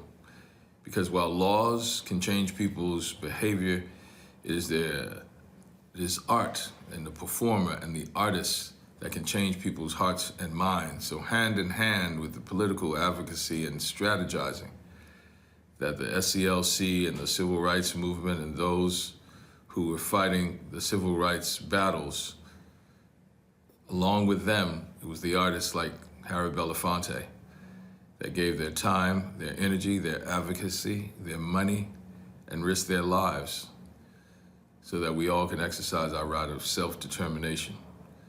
Harry Belafonte taught us and reminds us that there's blood on that ballot box, that people died so that we could have the freedoms that are rightfully ours. And I feel that now that he has joined the ancestors, we owe it to him, and it is our duty to follow in his footsteps and do the same. He gave voice to the voiceless and gave music to the unsung heart songs that the common Black man and woman feels but never utters. He gave voice to that song. And oh, what a beautiful song he sang. May he rest in peace. Folks, that was Wendell Pierce, again, the star of the Broadway hit Death of a Salesman. Yesterday, I played for you the video from 2017 at the National Action Network Conference, where Harry Belafonte talked about ending or brokering this peace, if you will, between him and the King children after he was invited and then disinvited to speak at the funeral of their mother in 2006.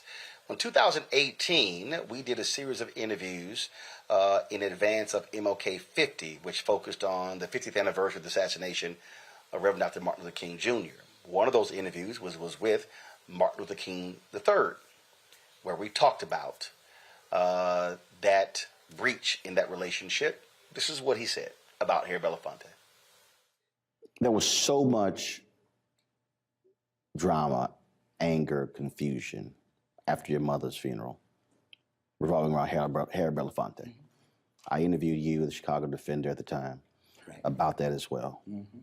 And there were a lot of hurt feelings for a long time. But we were at Sharpton's conference last year in 2017, and Harry Belafonte was being honored. And he publicly forgave you and the family. Had y'all previously talked about that, or did that catch you by surprise? And what were you feeling when you heard him say how it was important that be done? I don't want to say I was totally surprised. We had not spoken, period, recently. But I've always had incredible respect and love for him because I know what he went through. I know that he brought entertainers and other celebrities to the table throughout the movement. I mean, he and Daddy were close friends. So I knew all that. I always expect, and he always personifies the best from his perspective, which is generally truth, in my judgment, truth to power. That's, you may not agree with him, but he's telling the truth. And I've always respected and admired that in him. And so I've always loved him, even though the conflict had occurred during Mom's funeral. So to hear him say what he said, I called him the next day. And we had a rather, it was a short conversation. But I was basically telling him how much I appreciated him and loved him and what he continues to do at 80 plus, 85 or 6 plus. I mean, he's amazing. And that's the way I see him. And, I was saddened that we went through what we went through. But, I think we are on the right track. I had a meeting with him about 5 years ago, and he talked about addressing it then. He said, look, I don't know how long I'm going to be here. I don't want these issues to harbor. I grew up a little bit with his son, David, and his daughter, Gina, his younger children. I knew Sherry and Adrian. I knew one of the older ones, but I knew David because David and I are the same age, and we haven't really talked in a long time. I'll see Gina periodically. But I just thought that was so powerful, what he did, because only he could do that.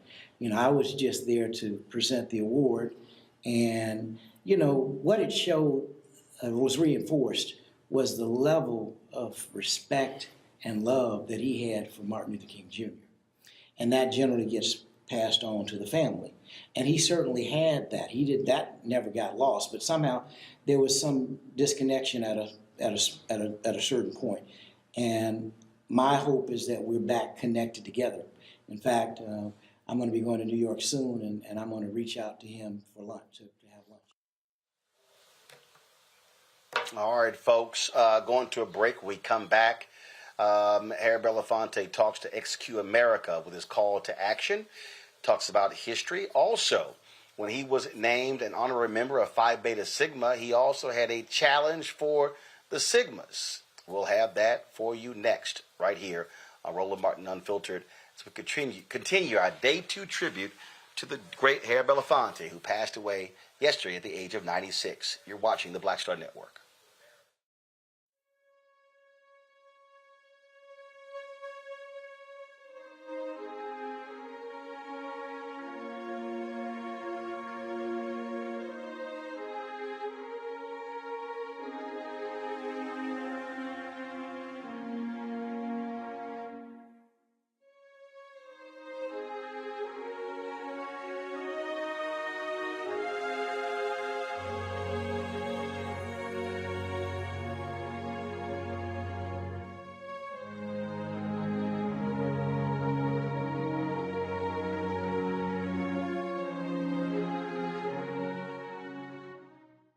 On the next Get Wealthy with me, Deborah Owens, America's Wealth Coach, Dexter Jenkins is a faith-based financial mentor with more than 20 years in the financial services industry. He's passionate about helping families build generational wealth. Even though I'm talking about things like prayer, I'm talking about things about reading the word, I'm talking about things like fellowship, I'm talking to members who are dealing with losing their houses, or I'm talking to members who, because of a lack of the handling their finances, they're working 2 and 3 jobs. And so what I'm finding is that they're not coming to church because they don't have a handle on their finances. We're talking how to get wealthy through faith and our finances on the next Get Wealthy, right here, only on Black Star Network. Hi, I'm Dr. Jackie Hood Martin, and I have a question for you. Ever feel as if your life is teetering and the weight and pressure of the world is consistently on your shoulders? Well, let me tell you, living a balanced life isn't easy. Join me each Tuesday on Black Star Network for A Balanced Life with Dr. Jackie. We'll laugh together, cry together, pull ourselves together, and cheer each other on. So join me for new shows each Tuesday on Black Star Network, A Balanced Life with Dr. Jackie.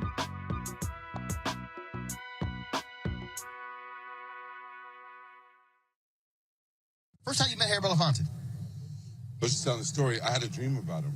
Really? And I'd seen a movie. I think the film was called Odds Against Tomorrow. I fell asleep. And then the next day, he walked out of the elevator at the Reebok Sports Club. And I said, I just dreamt about you last night. He goes, what did you dream about me for? He told me the story about he had his first deal at a studio.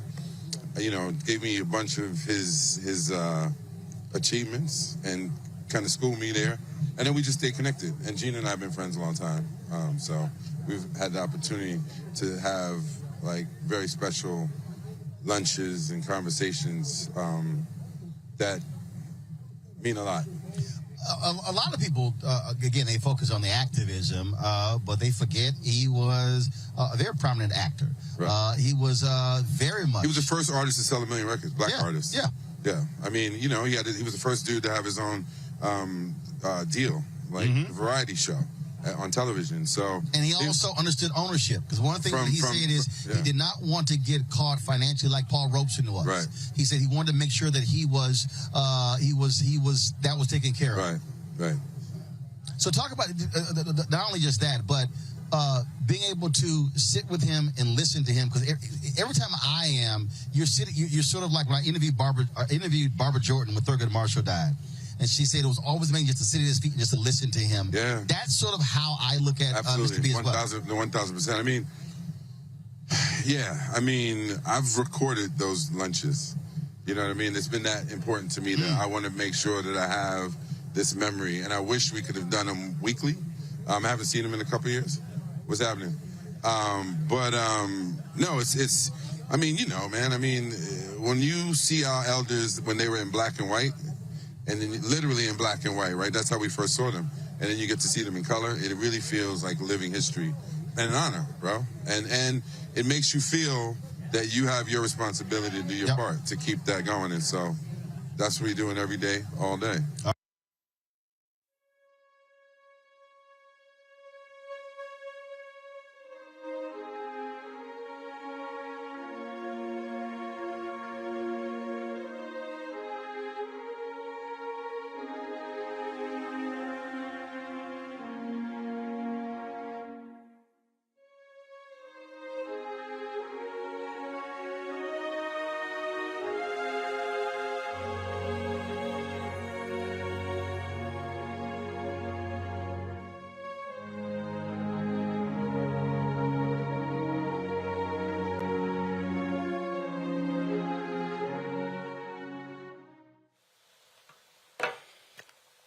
Folks, XQ America, the education initiative founded by Laureen Powell Jobs, Ruslan Ali, they had a huge event in 2019. We've worked with them. They partnered with us here at Roland Martin Unfiltered.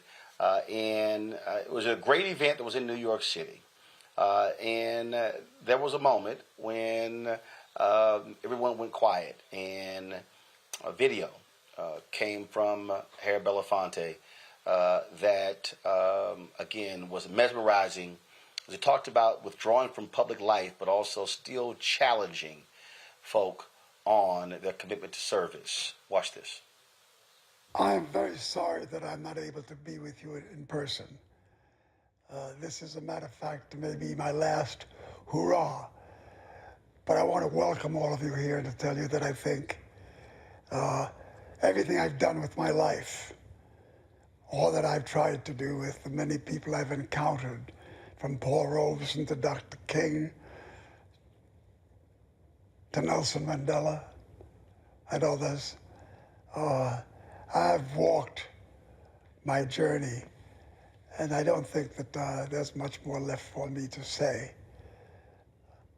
If you happen to catch me on the street with a camera, or you happen to catch me in some public place, then I'm going to be sure I don't do anything that will embarrass anyone. But I do think that I have made the last walk. I think I've done my turn. And I just want to get out here and observe the universe that I am leaving behind, with a sense of satisfaction that I've done all I could do and wanted to do and was able to do. And now it's time for those who have inherited the history of the civil rights movement, the history of the struggle. It's now your turn to get out there and bring a rewarding closure to this endless struggle for equality in this place that calls America the land of the free. I've often reflected on that statement, the land of the free. Free to do what? Free to be what? Free to say what? It's not been that free for many of us, but before this is all over, it will be. And a lot of that is dependent on where you take it. Thank you. Artist of our country and one of the greatest artists of the world. Here is Harry Belafonte. And one day, Paul Robeson came there to see me and simply said, "Get them to sing your song, and they'll want to know who you are."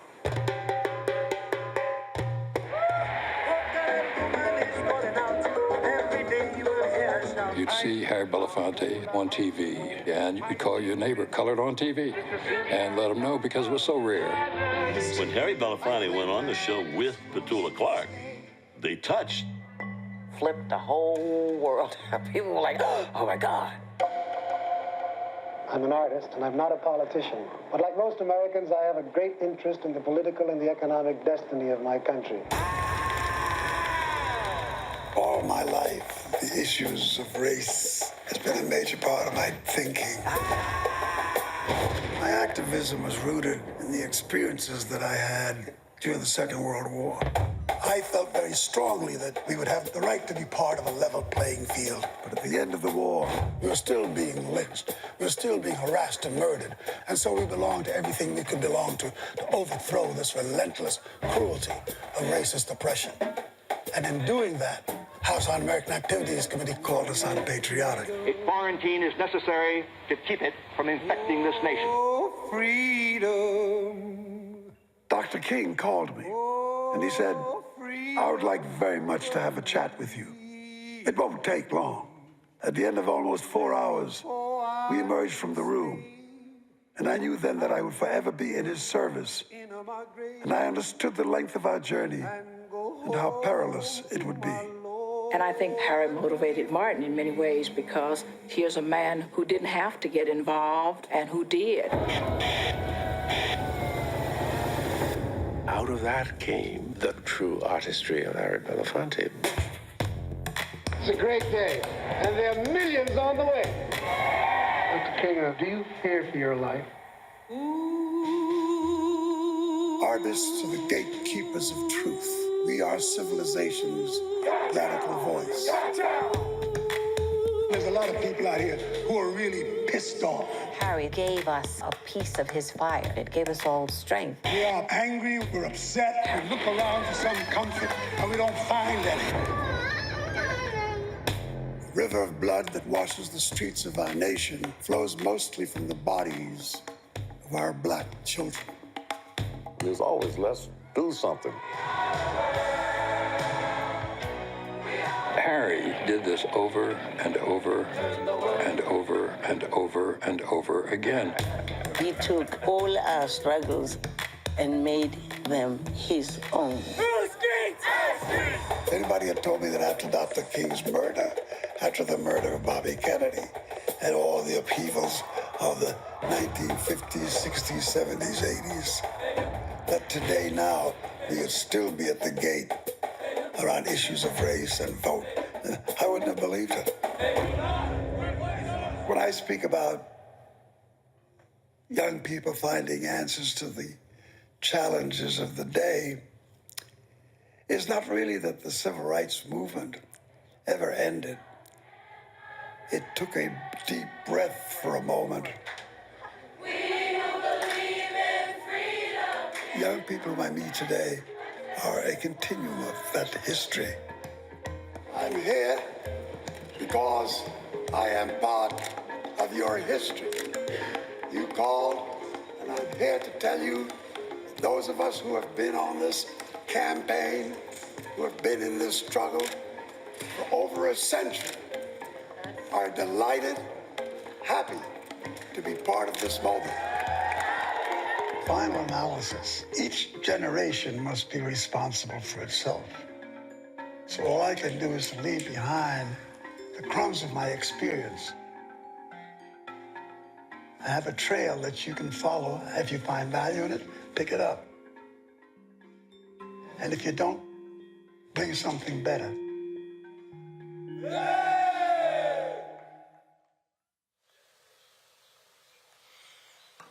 Folks, we interviewed so many different people, and we were culling those interviews. And here is Reverend C.T. Vivian talking about the contributions of Harry Belafonte.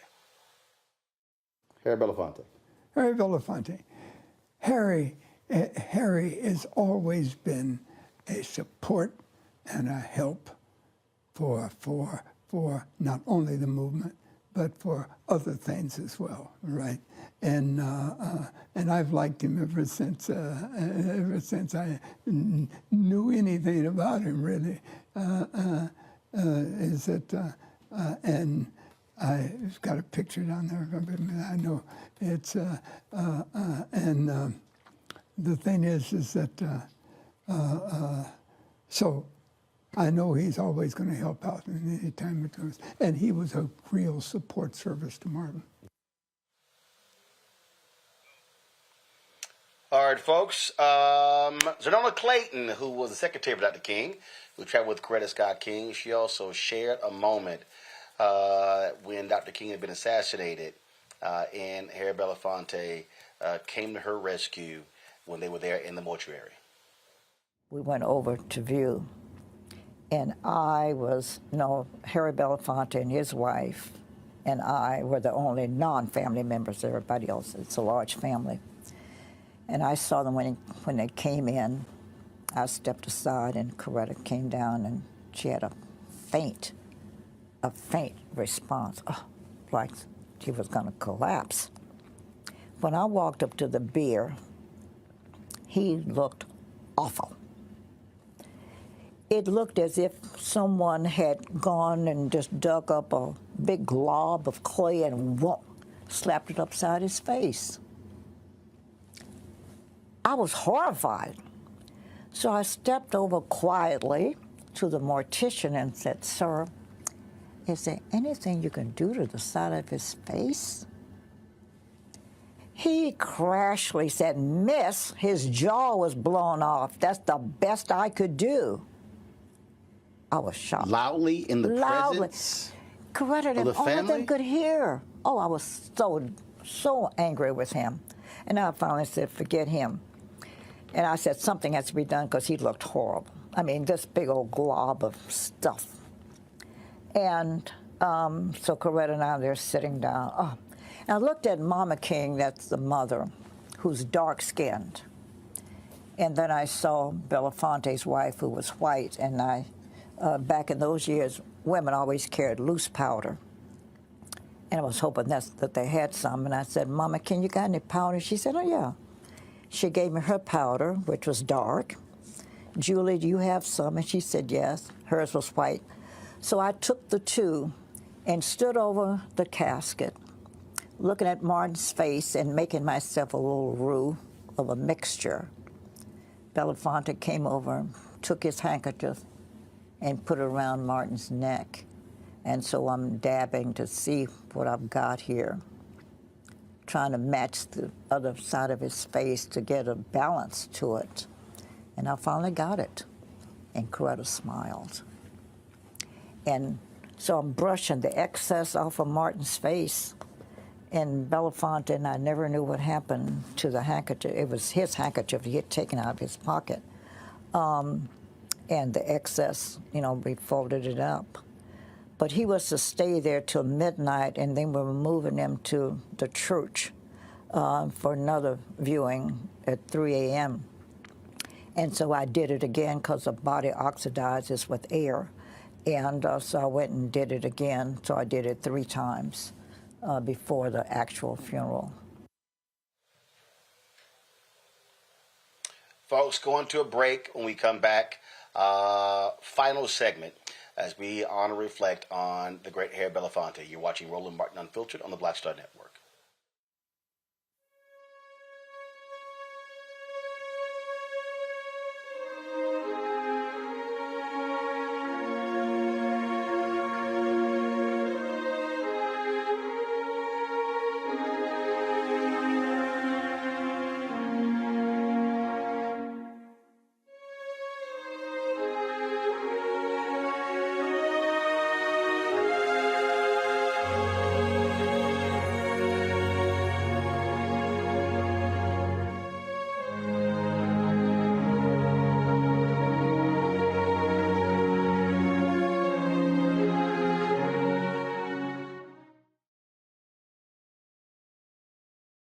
Next on the Black Table with me, Greg Carr. We look at the history of emancipation around the world, including right here in the United States, the so-called end of slavery.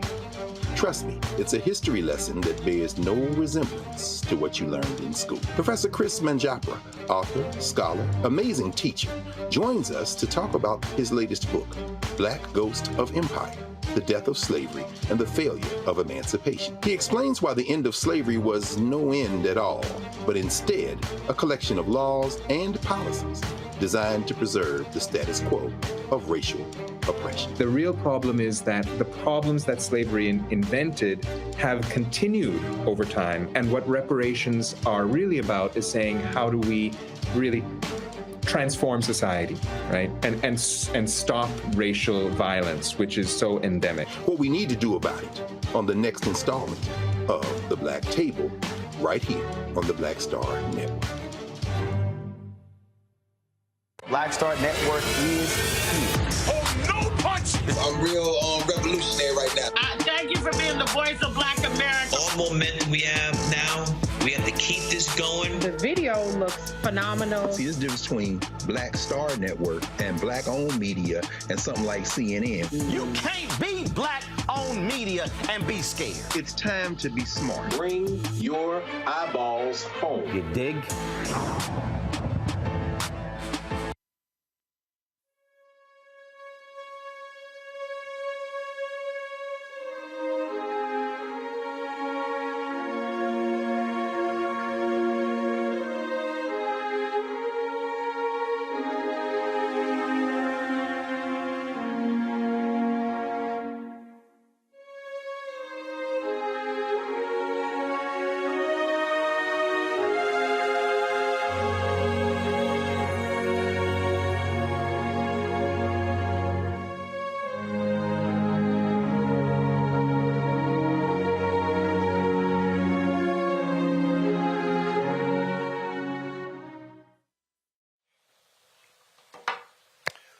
Folks, the video earlier from the Image Awards, that was Sidney Poitier, Harry Belafonte presenting at the Stuntmen's Association. This here, courtesy of the NAACP, is when Sidney Poitier presented Mr. Belafonte with the NAACP's highest honor, the Spingarn Medal.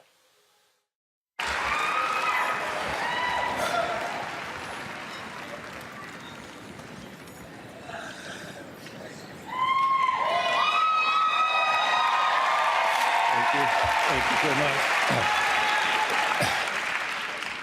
Harry Belafonte You have always been a gutsy guy. I was very often near enough to have been a witness to that fact. Your destiny had anchored you in the very heart of the civil rights struggle, and you stayed at the heart of it and became an invaluable energy force and was accepted by the entire leadership of that monumental struggle, some of whom were preachers, some were teachers, some were lawyers, some were everyday folks with a passion for a democracy that did not yet exist for people of color.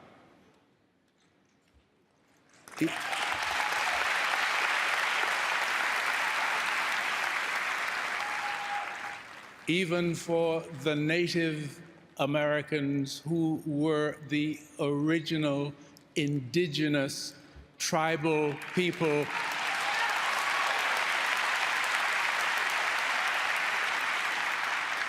who had been here in early America for thousands of years.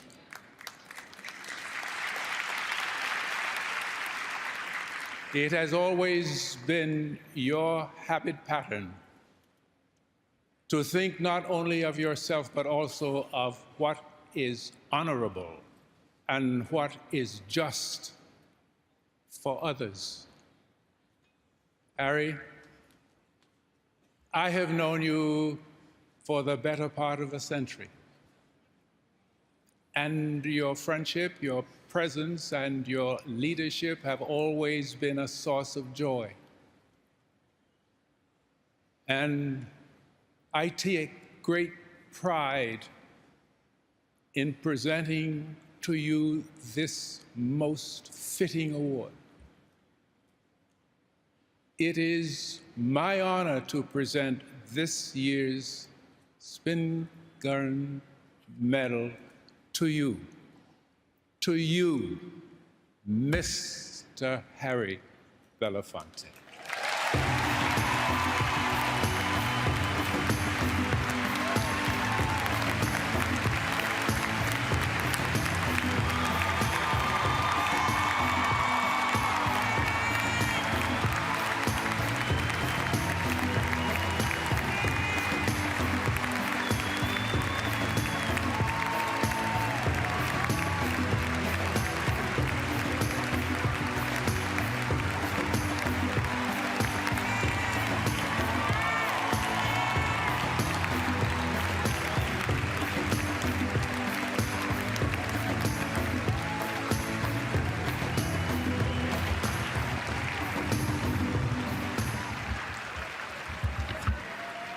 Did you say almost a century? Wow. Let me start off by saying thank you to the NAACP and Vangelis for the work you do and for the path you are forging for us in these troubled times. The group most devastated by America's obsession with the gun is African Americans.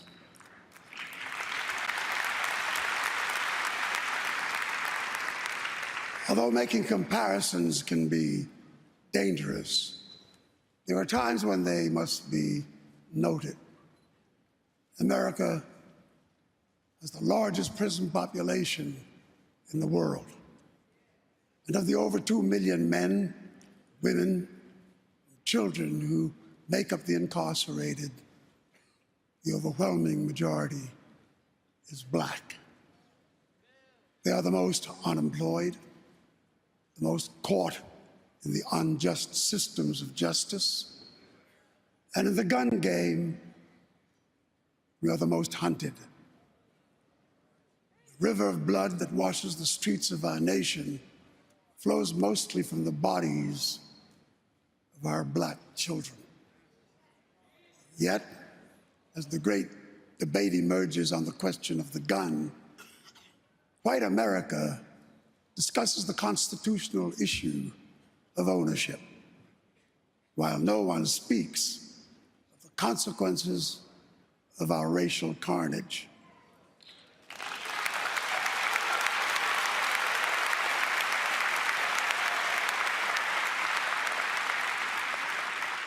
The question is, where is the raised voice of Black America? Why are we mute? Where are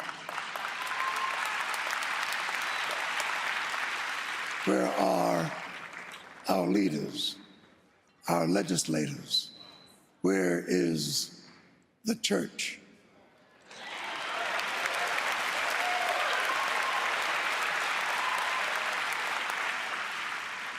Not all, but many have been the recipients of this distinguished award.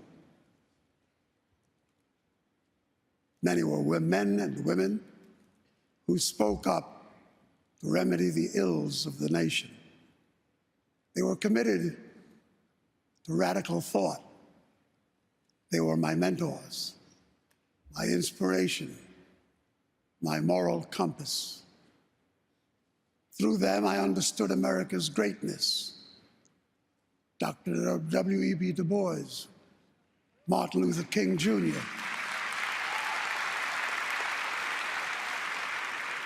Eleanor Roosevelt, and others like Fannie Lou Hamer and Ella Baker, Bobby Kennedy, Condi Rice, and perhaps most important of all for me, Paul Robeson.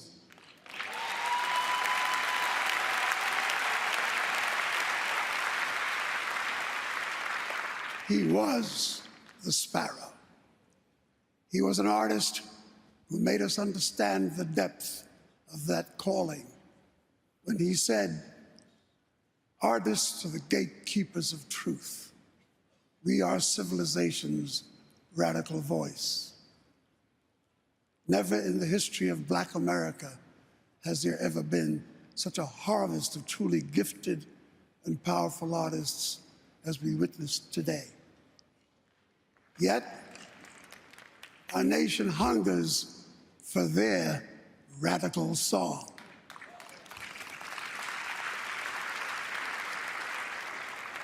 Let us not sit back silently.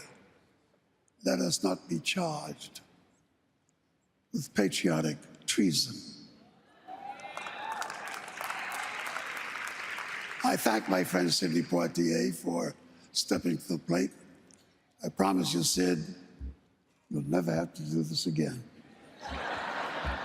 But my congratulations to all of those who are honored here tonight. And I will tell you that our kids, those who languish in the prisons of America, are waiting for us to change the system. Thank you.